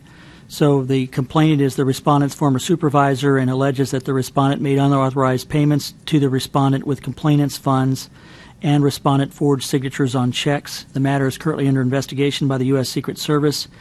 And in addition to the criminal allegations, the complainant noted that the respondent had been terminated prior to the discovery of the alleged theft and fraud for poor performance. In this case, the recommendation is to place it in litigation monitoring pending the results of the U.S. Secret Service investigation in order to avoid interfering with their proceedings. Is there any way to suspend a license in this situation? He is expired at this point. Oh, okay. And so that was one of the reasons we didn't go so far. Yeah. Item number 35. Yes, sir, Larry. That second sentence says complainant alleged that respondent made. Yes, he paid himself with. You ever done that, Larry? It's a tax bill. I'm just trying to figure out how many respondents. I know it gets confusing, but it's just one individual in this case that was authorized to make payments for the business, and the allegation is that he made some extra payments to himself. Last of these items before the representation item is case number 35, where we have a situation where the complaint was opened after the board was notified that the respondent pled nolo contendere to charges of grand theft and defrauding of a financial institution in the state of Florida. The respondent was ordered to 5 years of probation and to pay restitution in the amount of $11,709.92 for unrecovered amounts stolen. And the terms of probation also restrict the respondent's ability to handle monetary transactions for any client during the probationary period. The respondent did self-report the charges and does not deny the underlying facts. The recommendation here in this case is to authorize the revocation of the respondent's license for 1, committing an act that reflects adversely on the profession, conviction of a felony or any crime or element of which is dishonesty or fraud, performance of a fraudulent act, and conduct reflecting adversely on a licensee's fitness to perform services while a licensee. Any questions or concerns on this item or recommendation? So let's kind of regroup. I don't think that we have made any changes to any of the staff's recommendations for items 19 through 35, which do carry some level of disciplinary penalty in each of those items. I would offer a motion to recommend to the board that we approve the recommended disciplinary proceedings on items numbers 19 through 35. So moved. Is there a second? Second. Okay. All right, so got a motion and a second, all right. Any further discussion? Excuse me, I'm not on that committee, so I have to withdraw. So I will say that between Judy and Janet, I think we have our motion and our second. And as far as discussion, I did want to update you, Janet. Number 20, the case was in 2006, so our system is it was uploaded from a different system, so I can't guarantee this is all the way accurate. But according to our records, she never paid the $2,166.67 that was assessed as a penalty. That would have been sent to a collection agency. Whether they collected it, I don't know.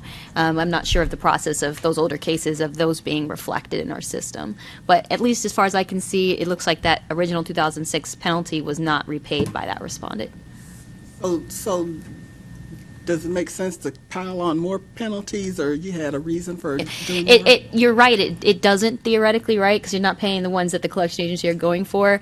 But really, the thing that we want is the order and some weight behind it to show the seriousness and the number of allegations and the strength of the board to show the criminal prosecutors. Mm-hmm. Yeah, and maybe perhaps as a deterrence, it's getting to be quite a big number. Might who knows?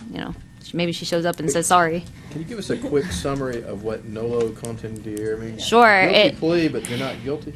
That's right. It means that I believe the prosecution has enough proof to meet their burden, but I'm not saying that I did it. But you could convict me in a court of law with tangible evidence, is what it means, more or less. You got me, but you don't got me. Yes, right. That's right. He's not confessing, but you got Yeah. It functionally acts as a guilty plea in many ways, but it sometimes can affect other things. So. We have a motion and a second on the floor to accept the recommendations by staff here for board's approval tomorrow for items numbers 19 through 35. Any further discussion? All those in favor say aye. Aye. Any opposed say nay. Okay. Finally, we have one representation case from an earlier case that has had some developments on it. It's item number 36 in our read-ahead.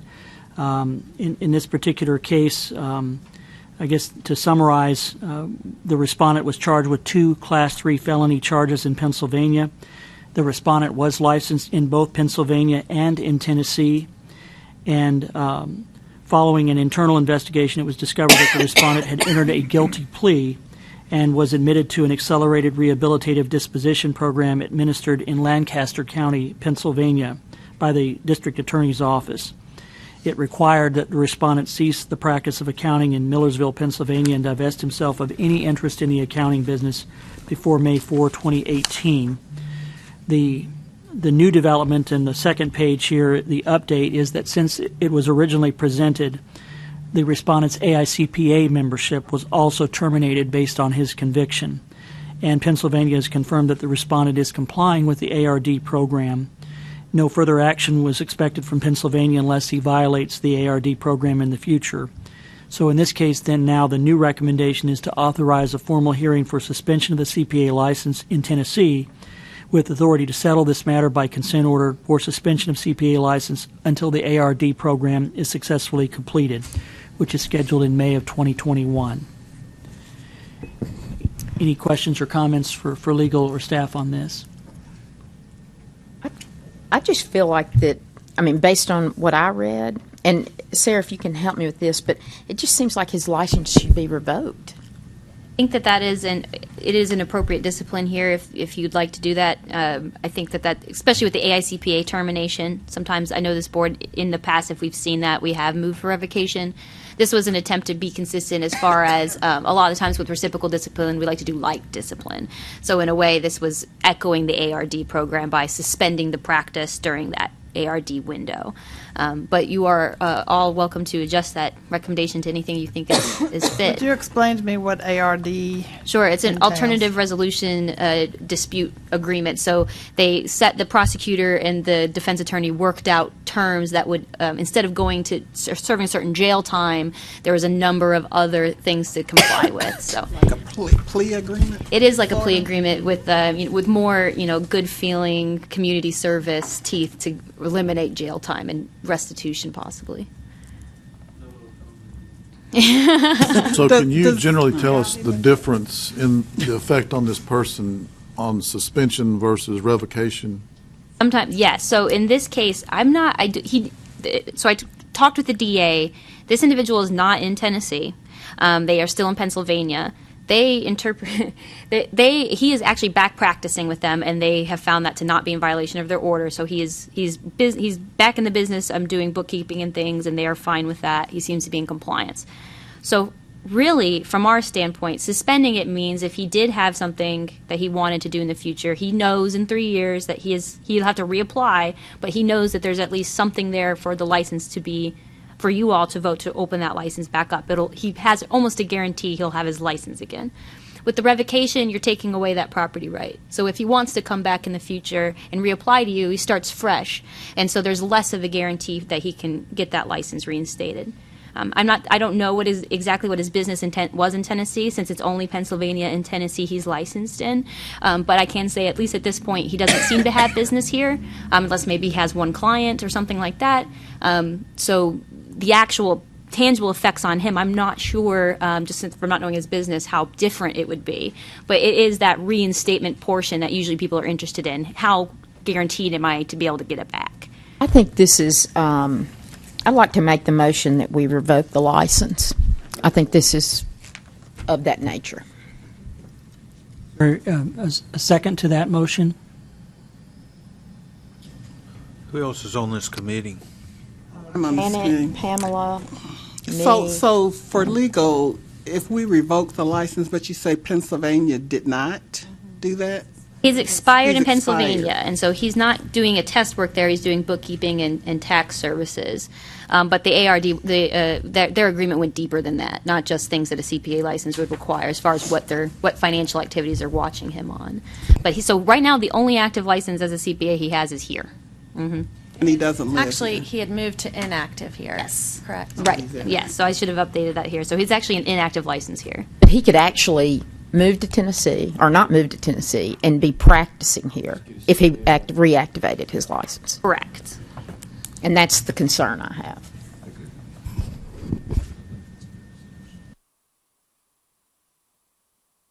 On the committee? Okay.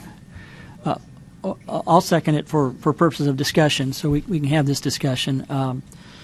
I'm torn between the two. I mean, I think the main concern is that he's not being allowed to actively practice in Tennessee while his agreement exists with Pennsylvania, and he needs to complete his ARD agreement. He can practice here. The ARD only limited his practice in Millersville, Pennsylvania. Okay. So there's nothing in that, nothing he negotiated in Pennsylvania impacts the state here. He can't practice right now because he's inactive. It would be a violation. But he could reactivate and practice here without limitation at this point. I mean, I'm not opposed. That was one of my points, why not reactivate his Tennessee license, so I'm not in disagreement with So your is it motion. inappropriate to consider exactly what he did, or is it sufficient that we just know? No, it is not inappropriate to consider the underlying misconduct. I don't. Do you, Sherry? Are you able to speak a little more on that? I apologize to put you on. I adopted this case, so I'm not as familiar. I was going to say basically the criminal activity was he was working with a client and was transferring payroll deposits from the client's account to a personal business account and then not transferring those on to the tax authorities, whether the IRS was involved as well as some state authorities as well. That's bad. It's bad. Additionally, from the case write-up we have, he did not notify our board, at least in writing, within 30 days of the conviction of the felony, of his revocation or suspension of a right to practice before a state agency. We actually received an anonymous complaint on that, Kevin. He was using, I mean, it does say in the practice, but he was using his certificate to help him steal. That's very serious. Well, right now we have a motion and a second to modify the recommendation to indicate that rather than suspension of the CPA license, that we would revoke the CPA license. Is there any further question or discussion on that? And Wendy and Karen, are you comfortable with the form of this motion on this one? Okay. Yes, just a comment, if we say we're moving to revoke the license, and you would not need that language in there to say until the ARD program is successfully completed. It would just be revoked, and he would have to reapply under the provisions for reinstatement. And I'm all for that, Kevin. I just want to make That's a great sure, clarification, Casey. Thank you.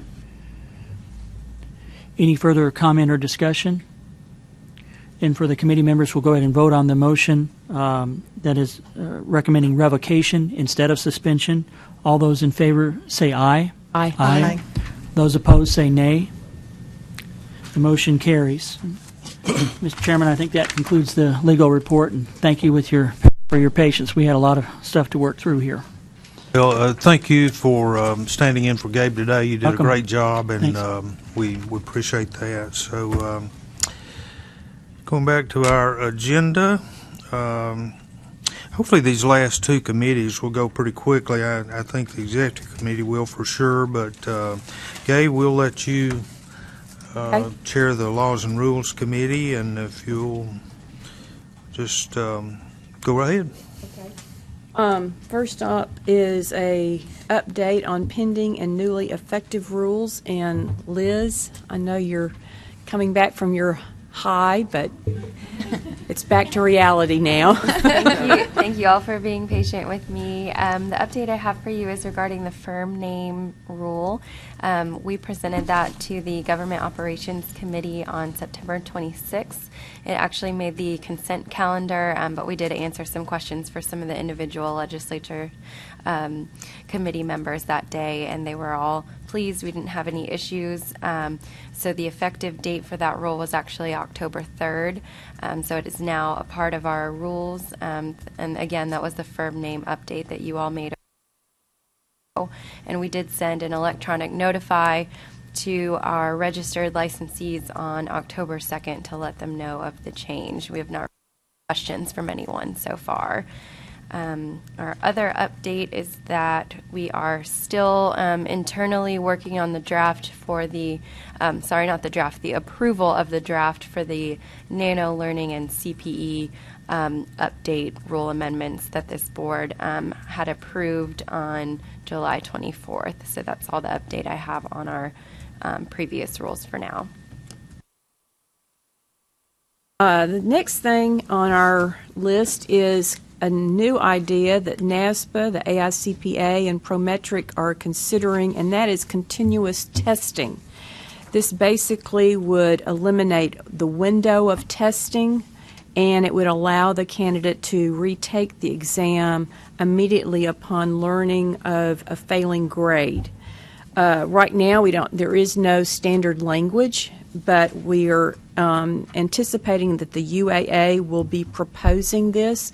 So at this point, we're not interested in creating this verbiage. We will wait and kind of watch it. But right now, kind of want this committee to talk about the thoughts on having this continuous testing as opposed to the windows, the quarterly windows.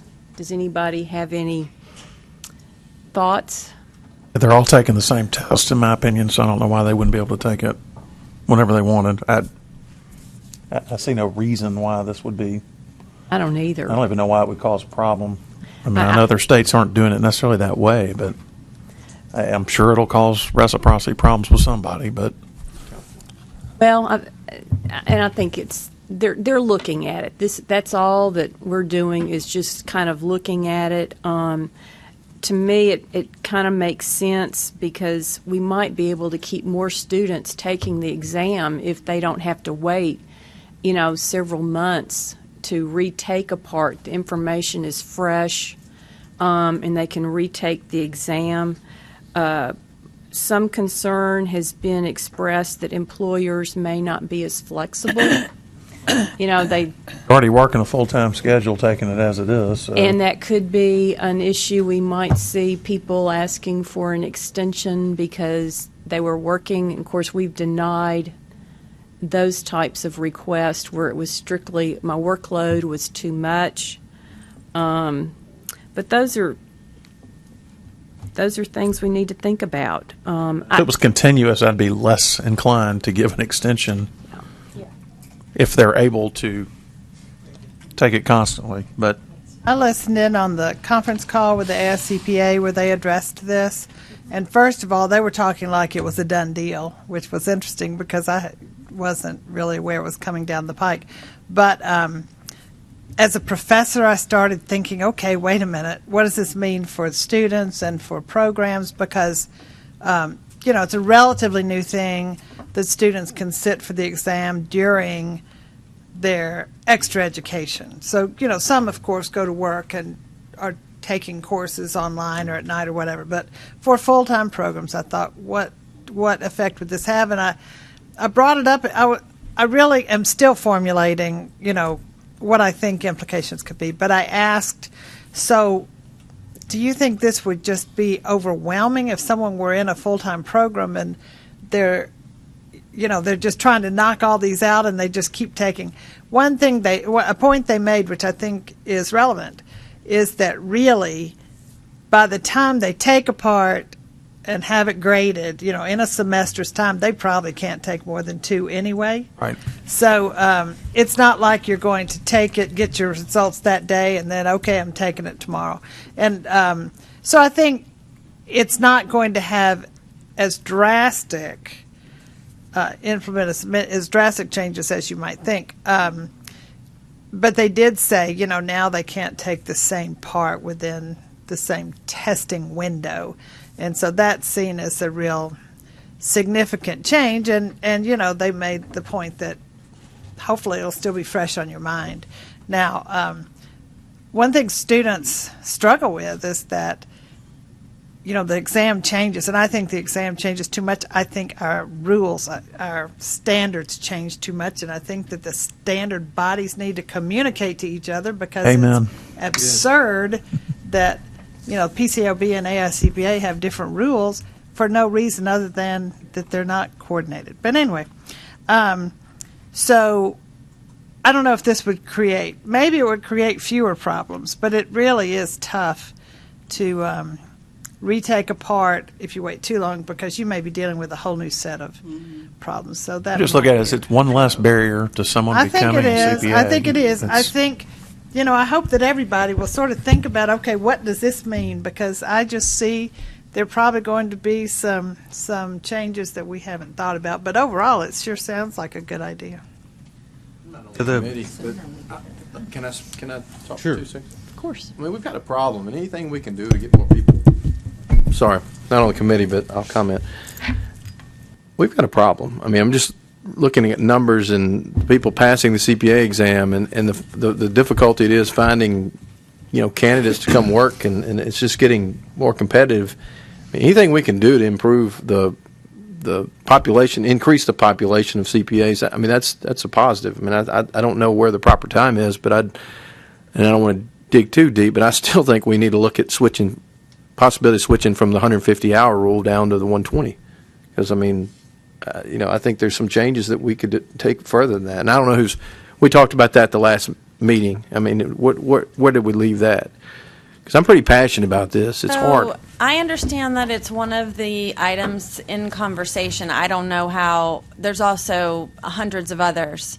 So we should soon, in the next month or so, hear who's been appointed to this national group, which will consist of AICPA folks, NASBA folks, State Society folks, executive director level, IT folks. They're putting together kind of a think tank on the right thing to do. And I mean, are there firms involved in that too? Because, I mean, Exactly. we're having trouble finding. I mean, it's just the population's not there. And Well, the last time that they had sociology class that I had sure did make me a much better CPA because I had to take nothing against sociology, but just because I had to take that class to fulfill an extra 30 hours. One of the last similar task forces almost recommended, from what I understand, a law school model where they had to have 3 extra years. And my point is, we're not even really using the extra year because people are doing so many different things with it, and we're granting credit for everything from Becker CPA review to lots of internship hours. So I think that's doing a great disservice to students and their parents or whoever pays the bills. But I think that the other thing that they talked about on this conference call was the drastic reduction in the number of parts that are being taken just this year alone. Do you know the number? Wasn't it like 25% less? Don't like quote that. me, but it was a huge number that we are down. And they suspect that it's to a large degree because people are going the data analytics route.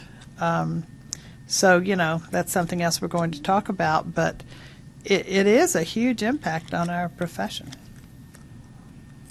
Wish they would include firms in those studies because, we're the ones that experience it on a That's right. day-to-day basis rather than people theorizing I'd like about to it. think that ultimately the board members and the AICPA folks, that some of them are involved in firms, because when you look at the volunteers from those entities, they are involved in the working world. So. The AICPA is dealing with another issue, and that is that they have their own problems with staying afloat. They are putting in new certificates partly because they are trying to determine how the profession sees them, and they're trying to keep their revenue up and their prosperity up. And I'm not slamming them because of that. Each party in this whole profession and its environment is considering the pressures on themselves, but I definitely think you need small firms, and I think you need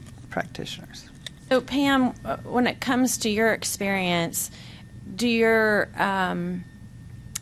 accounting majors, is that growing at your university? We or are do they such stay a poor small? example, probably because we're small, and let's face it, our students are from a higher income level, so perhaps they can afford that extra year. But definitely more, are choosing their master's program or their extra hours based on monetary considerations, definitely more than were, say, 5 years ago. And so some are deciding to go to work and take it while they're doing it. More of my excellent students are deciding not to do the master's, but rather just to get the extra hours, however is easiest and least expensive. I don't see many who are not doing the CPA exam. If they want to do anything in accounting, they might go finance, and we know that's cyclical based on the economy. So if the economy comes down, the finance jobs come down. But, finance is attractive, and in our school it's easier to move between them. So I don't know that you can go based on us. But, you see schools coming up with so many options for students to get their degrees or their extra hours. I don't know if y'all are familiar with I'm not putting in a plug, but a partner from PwC said their firm is using Coursera quite a bit. Are y'all familiar with Coursera? Supposedly their courses are $49 to $99. So I went and looked at it. It claims that you can get a master's degree through them through the University of Illinois. One of the top-ranked schools. I don't know if that's true. But there are so many different roads. But also they have lots and lots of data analytics programs, and he told me that everybody in their firm just about is taking courses to become current or stay current on things like that. So my point is, it's just changing so quickly. I have been amazed at how quickly data analytics has just sort of taken over our profession. And then you combine that with monetary considerations and the demand for immediate employment, and it's just a different world. So. I think we've kind of strayed from the subject matter here, but this is great discussion, and it's all good part feedback. of it, and I'm afraid that I don't want us to get so desperate that we lower our standards. That's one of my fears, and so as we go to continuous testing, I think we owe it to the profession to think about what are the implications here. So I guess my thoughts on the subject matter we strayed to is, it seems to me if the demand is the same and the supply goes down, the price goes up. And then you all of a sudden have a new supply created because people are after the, higher paying jobs. I don't. That's right. It's not a doomsday thing. It's Yeah. just a shift. I think it's important that we keep abreast of it all, because you can't just say, let's not change. That's not going to cut it. We're going to have a lot of unregulated employees in these firms Yeah. There you now. go. With regard to this continuous testing things, the discussions I've been a party to, at NASPA board meetings and so forth, is there. I've not seen any downside to this. I mean, there's nothing bad to come out of it, and it possibly could have a lot of good things for the applicants or people sitting for the exam. But I don't think we're asking for any kind of action today. It's just kind of getting the discussion started, and I think this document on our iPads is a good kind of summary of the thing. But I do know that some states will not have to change their laws or rules to go to continuous testing, but I believe we will in Tennessee. I went back and looked at the rules this morning before I drove over, and it seems to me we would have to have some, I would call them probably minor changes to the rules on, the education requirements and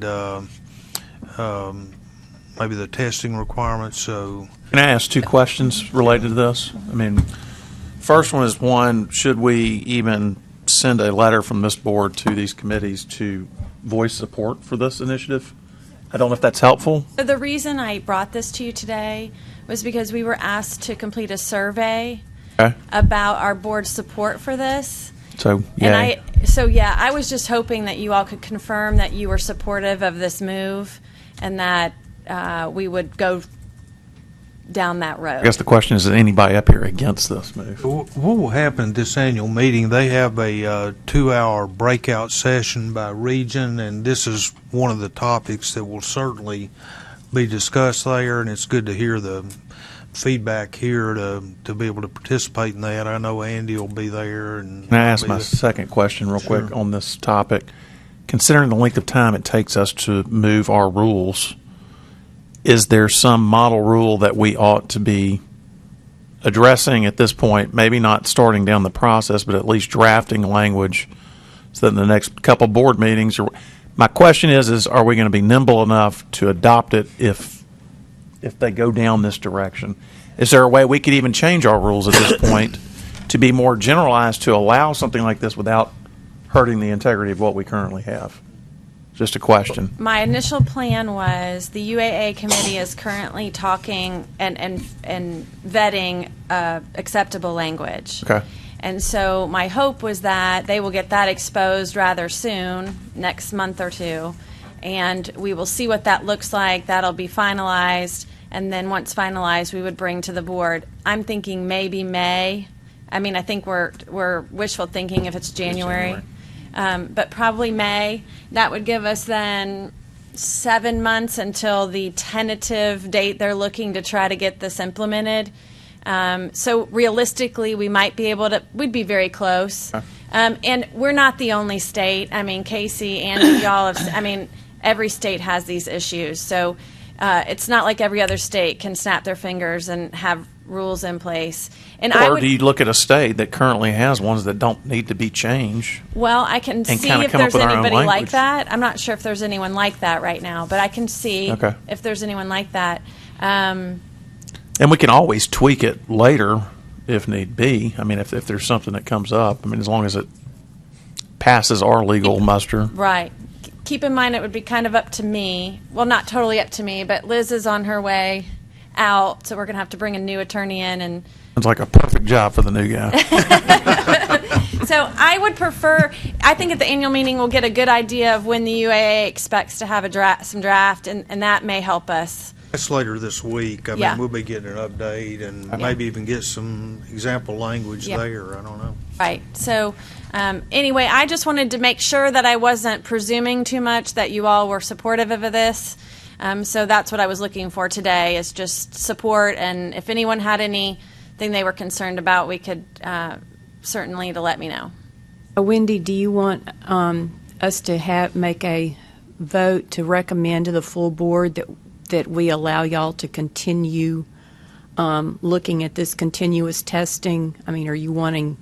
Well, I initially did, but Okay. I don't know that it's necessary. Okay. Not adopting anything. You're at not this point. adopting anything, and You're I just think, exploring Yeah. options. I think Wendy just didn't want to speak on behalf of the board No, I to get that. NASBA without your approval is all. And luckily, it didn't appear to me that we would need a statute change, only a rule change. So a lot more simple of a process. And I think once we get that model language for the next guy that'll be working on this, I've got good notes that I will pass along to the next attorney. And we still have Tony and our other supervising attorneys here that are clued in on what's going on. So we should be able to get that draft going. You won't write that for NASBA? I'm not sure. Are you in a different role? I'm not sure what all my responsibilities are going to be just yet. Do we want to talk about the dark periods during the testing cycle, Wendy? Briefly, I'll try to keep it brief. So right now, a couple of years ago, NASBA extended the testing. As you know, windows are 3-month periods. 2 months you could test. 1 month was a dark month. 2 years ago, they extended the testing period 10 days into that dark month. And so now they're talking about, as we work to get rule changes, which are going to take a while, could we just extend another 10 days or another 15 days to where there's only maybe a 5-day gap or even a 1-day gap? Would anybody be against that, and would your rules allow for it? It doesn't sound like necessarily anybody would be against it, but when we started to look at the rules, I was concerned that maybe the rules weren't really in a place that would allow for that. I think Liz and I have had a conversation where they use the term may in there. So I think with board support for this extending of the allowable time to sit, that we would be able to interpret the rule to allow those extensions of the windows. Does this make sense?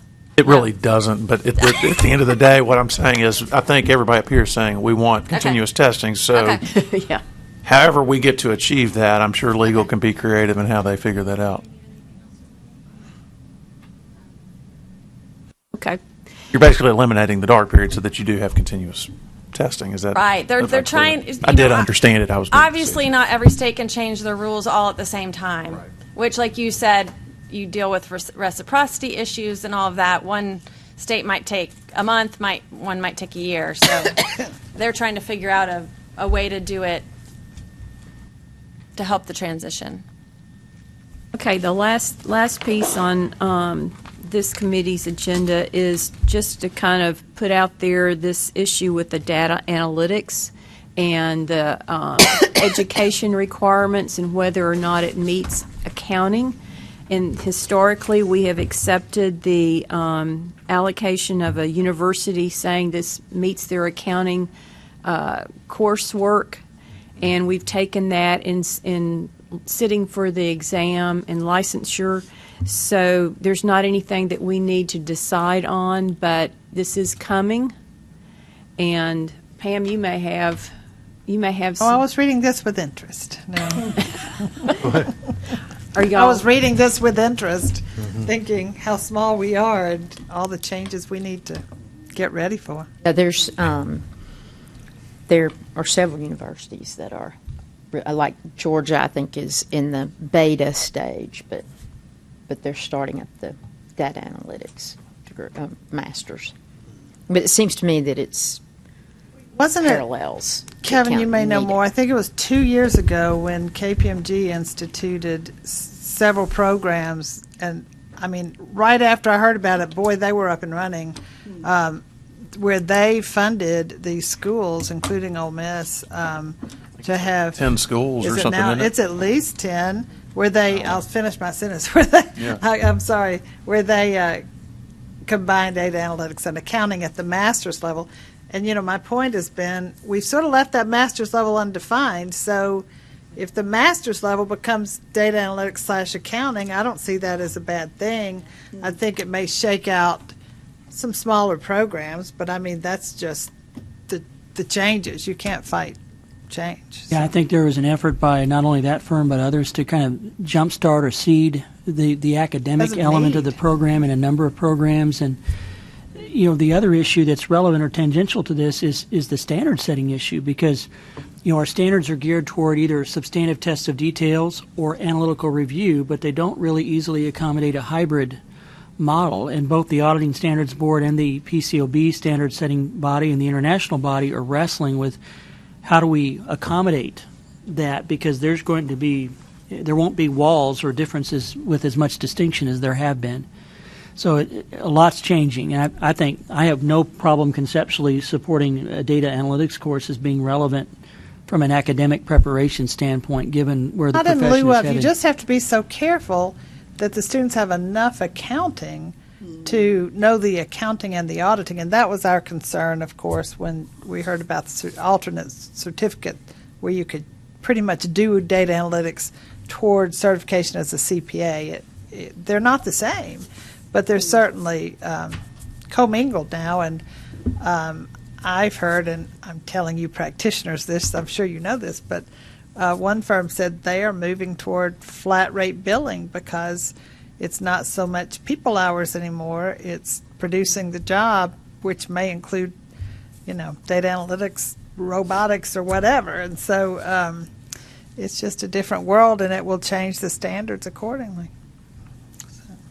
Right now, our rules on the education requirements are pretty broad, so we shouldn't have any trouble as long as the universities are identifying courses as upper-level accounting or accounting.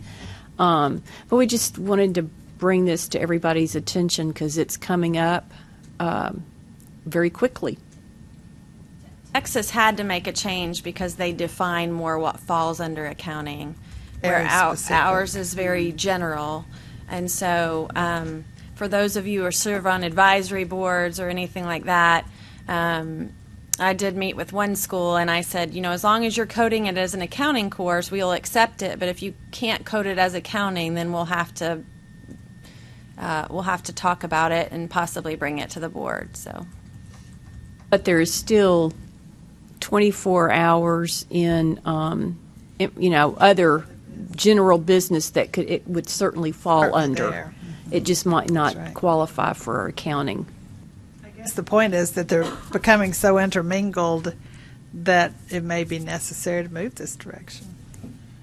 Seems to me this is going to be the big charge of this new committee that's been established, that's going to study this whole issue of that data analytics and curriculum and everything. But, I could see where we still have all of the same basic upper division accounting hour requirements that we have, but may wind up with an additional 16 hours or 24 hours or something of data analytics that is not necessarily core accounting. To me, you make the credential more valuable. It's harder to get, but it's more valuable, and in the end, that drives the price up, and then that puts more people, I think, in the supply chain eventually. But, I could also see,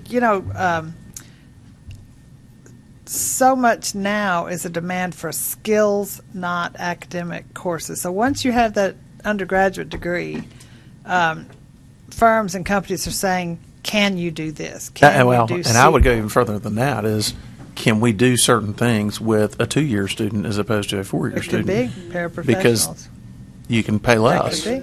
That could be. Especially on the compliance world. Maybe there could be some. Well, there are certificates people can earn, and they probably, I don't know if they'd count towards CPE, but it may be that sort of thing can happen post graduation from the required education. Anyway. Well, we were just going to have a brief discussion about that, so unless there are any other comments, that is all that this committee had. Yeah, I think the executive committee will go pretty quickly, but if you feel otherwise, Wendy, we could take another short break, but I would prefer to just, if everybody's okay, to keep moving. Okay. First thing on our agenda is the fiscal year 18 closing and the fiscal year 19 year-to-date financial results, and I'm going to let Wendy walk us through that. I have looked at the material she sent out, and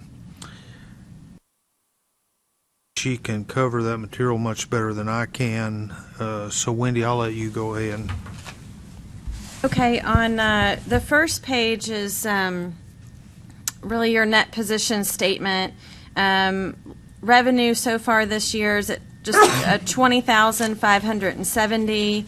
Our expenses, if I can see my page correctly, are $144,951. So we're in the hole currently at $124,381. Of course, we haven't hit renewal time yet, so we're really early in our fiscal year to really see much of what's going on. Our gross revenue is down 17% to the prior year at this time. This can be attributed to decrease in case and complaint revenue. We just haven't had much of that in the past 2 months.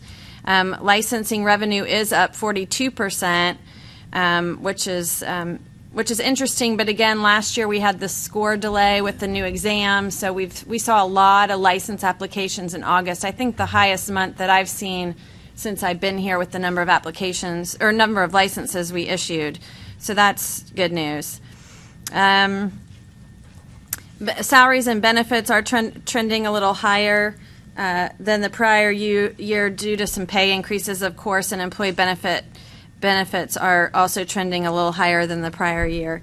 On that net position statement, you'll see the revenue, and under expenses you see Edison expenditures, and then you have admin costs back, centralized complaints, legal costs backs, etc. So the Edison expenditures are when we break down salaries and communications and rent and those types of things. So that's where the second page of the document kind of breaks those things down. So, and that's where I talk about on the narrative just kind of where we are with everything. So I don't have any concerns really so far. Everything, the revenue's a little off from what we would expect. However, we have a lot of time to make that up and see a better trend. The one big thing is our legal costs with the new way of assessing those costs are now by hour rather than through a formula based on number of complaints. So we're seeing about 3 times what we saw before in legal costs, which is going to push our total cost backs up quite significantly. So that's the piece that I'm really watching and trying to plan on, is that will be significantly higher than we have planned on in the past. Can I make a comment Sure. there?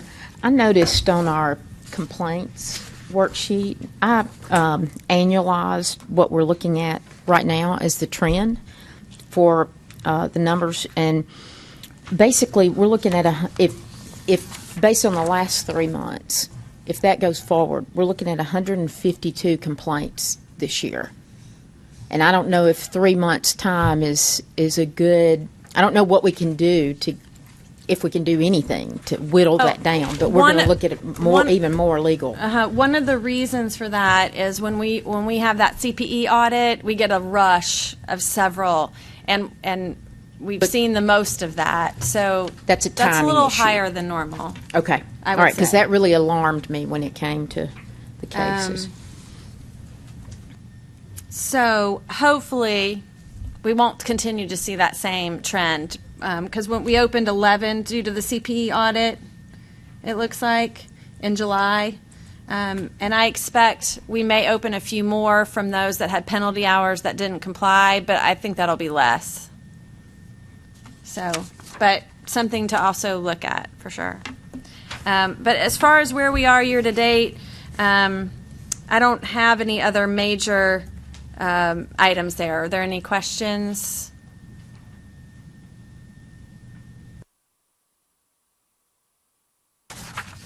Okay, the next item on the agenda is the travel report, and I believe you have that on your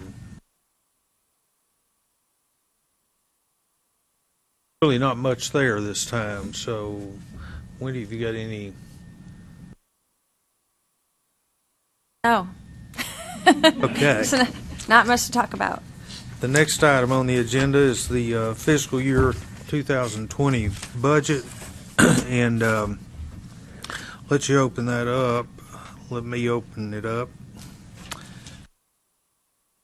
When I got this, I had a few questions. I called Wendy and talked to her about it and suggested a few changes, and after we talked, she agreed to change some of those, and so I think they're highlighted in yellow for you there, but Wendy, I'll let you go ahead and present this and your thoughts going into the budget, and hopefully we can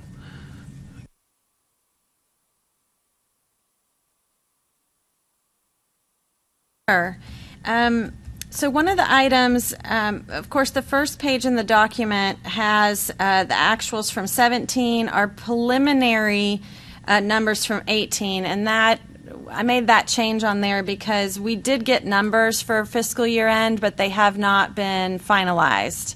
So I expect that will change slightly.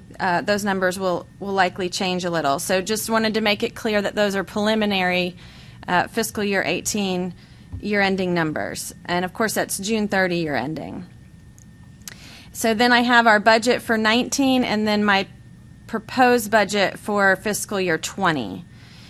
So I'll just kind of start and try to summarize each of these. Revenues, the revenue number does not include our case and complaint revenue. We are advised internally not to include this number because we cannot guarantee case and complaint number, and nor do we want to count on it in most respects. So that number there, from a proposed standpoint, is without case and complaint. The actuals from 17 and 18 obviously do include case and complaint.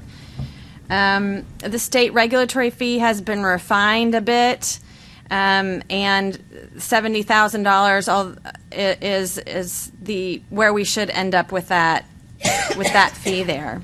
So that brings our net revenues to $935,000. Salaries, I do have in attachment A a breakdown of that section of the budget with salaries, longevity pay expectations. One thing I'll note there, we do have a longevity payment for Sherry. Casey mentioned, well, we just hired her. How does she have a longevity payment? But Sherry has prior service with the state. So when you have prior service prior to the effective date of June 30, 15, then you are eligible for it once you reach 3 years of service total. You're eligible. So she was actually eligible this past year, correct, and received a longevity payment. So that's why it's included there. I think the only two on staff not eligible are myself and Scott. You've got longevity payments. I do include a potential pay increase in there, as well as any salaries which bonuses which are an option. We typically will estimate benefits at 37% of salaries, but we have been trending higher in this area. In fact, we've been trending at about 42%. So initially, I put us there, trending at 42%. However, we have been advised that healthcare benefits are going down this year. And so by, I think, 9%. So our premiums are going down. So we kind of met in the middle, and we are at, I have estimated 40% of salaries, so salaries to be our benefit number. So that's where I came up with that number. You take our salaries plus our longevity, the benefit computation, and payment for board meetings. We get our total personnel budget. So you'll find that in attachment A. And those items move over to the proposed budget under 3 different line items: salary $346,792, longevity $6,000, employee benefits $139,517. Under travel, I also have an attachment B that breaks down travel.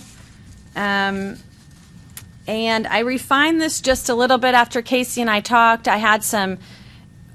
You'll notice in there some miscellaneous board business each month. I just kind of have $200 amount. Well, it was higher in the months of October, November, December, and in the past we've spent more those months because the investigator has been out speaking and spent some money there. Well, Sherry's not doing that this year, so and we don't expect her to do that in the coming year. So I brought those down to just to $200 a month for anything that may come up that's outside of what we had planned for. So that brings our total travel budget to $42,400. This includes my travel and board members' travel to NASBA meetings. It also includes my travel to TSCPA's convention. It includes attorney and investigator travel to the NASBA Executive Director and Legal Conference in March. And it includes a separate line item for investigations, which I brought down quite a bit because we had not been fully realizing that in the past several years. And I also revised the board meeting allotment there, as that's been a little higher than we had planned in the past. So that's it for the travel. Communications and shipping. Postage charges come here. Wall certificates, renewal notices is typically what falls there. I've kept this pretty standard to what we've seen in the past. Third-party professional services covers shredding, formal hearing expenses, GPS service on our car, collection agency services, NASBA dues, credit card processing fees. If and when we implement a proc, those expenses would be here. So I've kept that pretty standard to what we've seen in the past. We will see some reduction in some shredding services as we kind of share that with other boards with the centralization that we're doing internally, and obviously less paper to shred because we've scanned most everything in. So supplies and furniture, I expect this to remain consistent with what we've seen in the past. Awards, unclassified is payment of professional privilege tax for Sherry. Employee training, that is any CPE-related items for Sherry, as well as attendance at NASBA meetings. The registration fee falls under that, so that's $695 per registration for any meeting that they hold, that we attend. Computer-related charges are new equipment, as well as rental of copiers. We may see a little bit of reduction here as we get into our new space and maybe share some copiers with some other boards. So we may see a little bit of savings there. But for now, I've kept it pretty much with our actuals from this most recent year.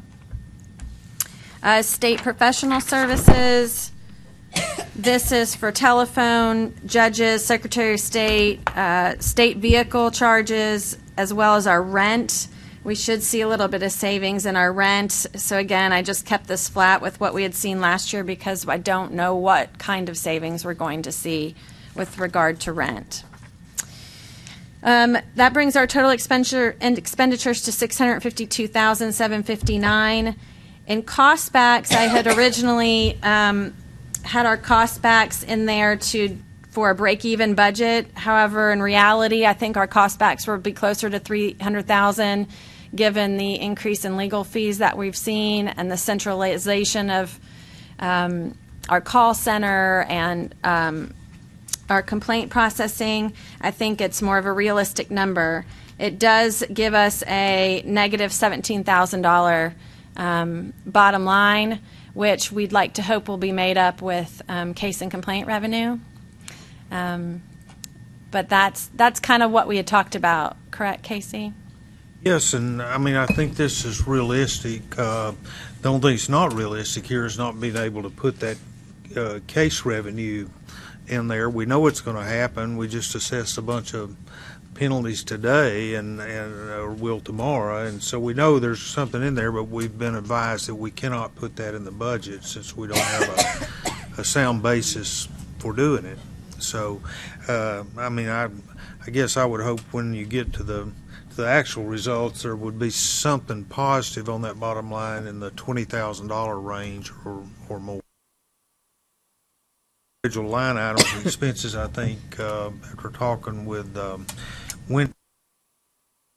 very reasonable and realistic, so. Were none of those fees in there for the year, or just the last None. quarter? No, none of them are in there. Even the ones we've collected? Well, we haven't collected anything. Your actual revenue does include it, but when we talk about budgets, we're not supposed to anticipate for any of that. We haven't actually collected anything for the 2020 budget yet, Larry. No, but I don't know why you can't budget something you know is going to happen. I agree with you, but we've been told that's the way we need to do it. Is that a legal? That's Oh, that's probably an administration question. Like you? No. Oh, no, They would question Assistant intent. Commissioner. Oh. Yeah. Seems like they would want it to be more realistic than. I think they would Not. question intent. Yes. You know, that we're intending to fine people and. We're budgeting to fine people. I have one other question. Then we've had discussions in the past about what to do with our reserve, or should we plan to something that we can lessen our reserve with a holiday on dues or something like that? Is this the time to talk about that, or has that been deferred, or? I mean, I've been let me back up. I've been told from years past that the state had the authority to come and swoop in and just take our reserves if they so desired. So if we do nothing, then they will decide for us. Came in and spoke to us, remember, about we were in a good spot at $1 million or wherever we were. They kind of made it known they didn't like us giving back money. That's kind of what I've heard. Well, we reduced licensing fees, 2 years ago? 2012, 13, yeah, something like that. it's been a year or two ago to help address this adding to that surplus every year. But what I see here is we're getting real close to a break even where we're not really taking anything out or adding anything in. And I think, Wendy, is the rule that you can't run, but they don't want us to run budget deficits more than 2 years in a row. Right, so you can do it for 1 year, but if it happens 2 years, it's an automatic sunset review and a hearing in front of Joint Government Ops. So we're getting real close to that break-even point, Larry. I mean, I personally think we're right where we're going to have to be. I mean, I'd love to say I wish we could, take $500,000 of that and do something with it, but that's not very realistic. I don't think that we can do that. And I think we had talked about a fee holiday type thing where it's a one-time rather than a permanent, and that sounds great, and maybe at some point we can consider that. The problem with it is that we have half our licensees renew 1 year and half renew the next year, and we can't run a deficit for 2 years. So we almost need to have enough to be able to cover 2 years. So if we ever get to that point, then we could certainly, and that would have to be done by rule, I've been advised. We'd have to actually create a rule to implement something like that.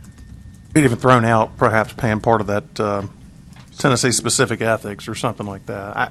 I just got the impression that the administration was not fired up about us doing something with that surplus. When they came here and spoke to us in that meeting, were you here? You were here for that.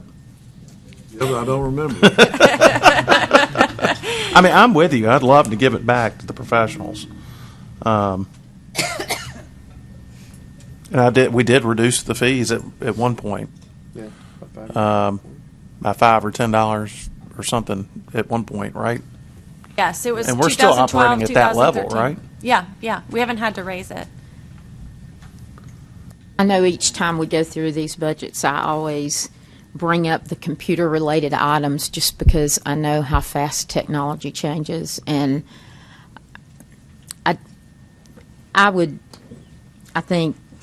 know how if they limit you if you've got $7,500 in, and let's say we ended up needing each employee to have a scanner at home, or equipment, especially since you're not going to be not going to be in the office as much, so it would require more individual equipment as opposed to shared equipment in an office. That going down in that category just worries me, because unless they'll allow you to have an overage, an expense, and make up for it somewhere else. We can that do that. worries me. We can Okay. do that. Okay, because So- I want our staff to have the technology that they need, and it outdates so quickly. After a year passes, your computer's antiquated. You need a new one, basically. Right. Right. So Now, I just want y'all to have good equipment. With the move to the alternative work solutions, everyone got new computers this year. Okay. So I expect it'll be 2 years before we need to get any new computers. And even if one person does, that's certainly going to cover it. So with $7,500, we were able to get everybody new computers? Well, part of it, I think, so I don't know if we're going to see this eventually, but I think that at a higher level, the implementation of AWS, not every expense was directed directly to our board. So there's some sort of budget at some level to get this going. All right, so that's. I'm that not was all. sure we saw all of, I know some of it came through for us specifically, but not everything.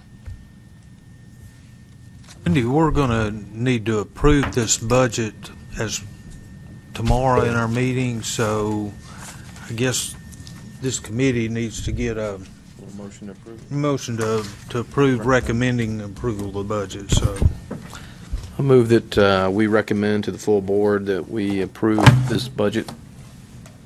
Second. we have a second? Second. Okay. Do what? All right. I've got a motion and a second. Any further discussion on the budget? All in favor say aye. Aye. Any opposed, no. Okay, I will make that motion to recommend approval to the full board tomorrow. Last item on our agenda is the contract renewal and sunset review updates.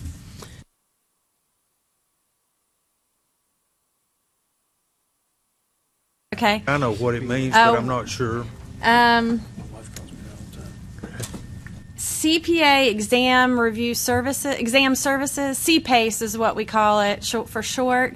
But we contract with NASBA to do the educational evaluation and approve people to sit for the exam. So we don't have somebody on staff that does that. They all go through NASBA. We don't see them till it's time to apply for the license. So there are 35 jurisdictions, I think, that go through NASBA for these services. And so our contract is up for renewal the 1st of March, 2019. So we are starting down that road. We've done an RFP in the past. However, I think we're going to be able to streamline the process and maybe go through a sole source contract because of this very specific nature of the services and the fact that there doesn't seem to be anybody else that even offers those services. So we're well on our way to getting this. It's in draft form right now, and we're, still have several months. So I'm feeling very good about it. Are there any questions about that contract or what that means or entails or?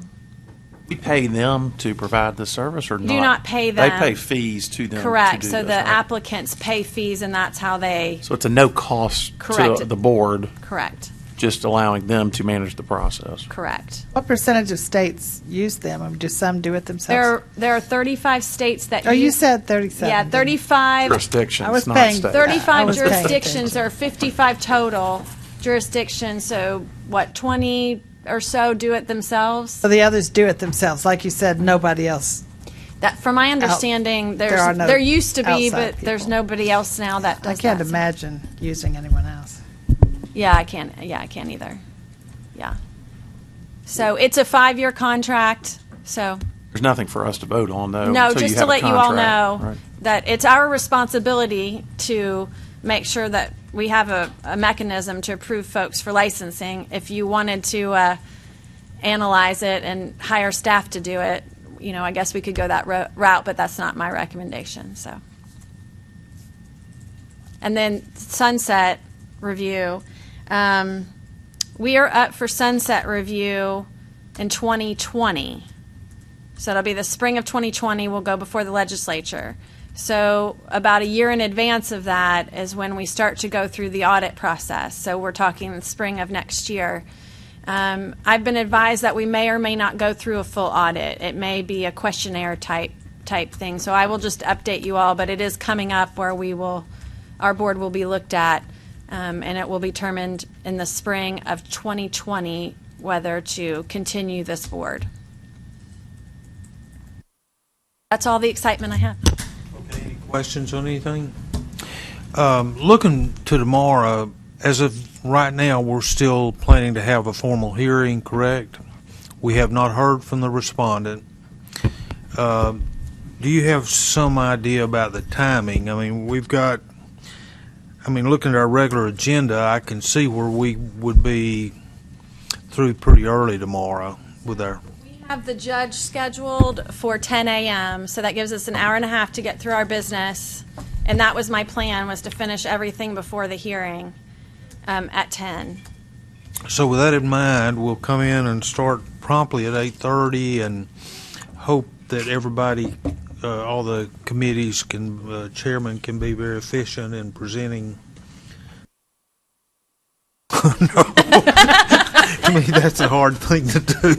It goes well during the board meeting. But I guess obviously we need to move pretty quickly in order to get the hearing started at 10 o'clock. So with that said, we will adjourn the meeting today. So, okay. Can't you just say proposed legal report? Let's have voted. I think we can, yeah. Yeah, we did. We've done it. Yeah. I've got full faith and confidence in you.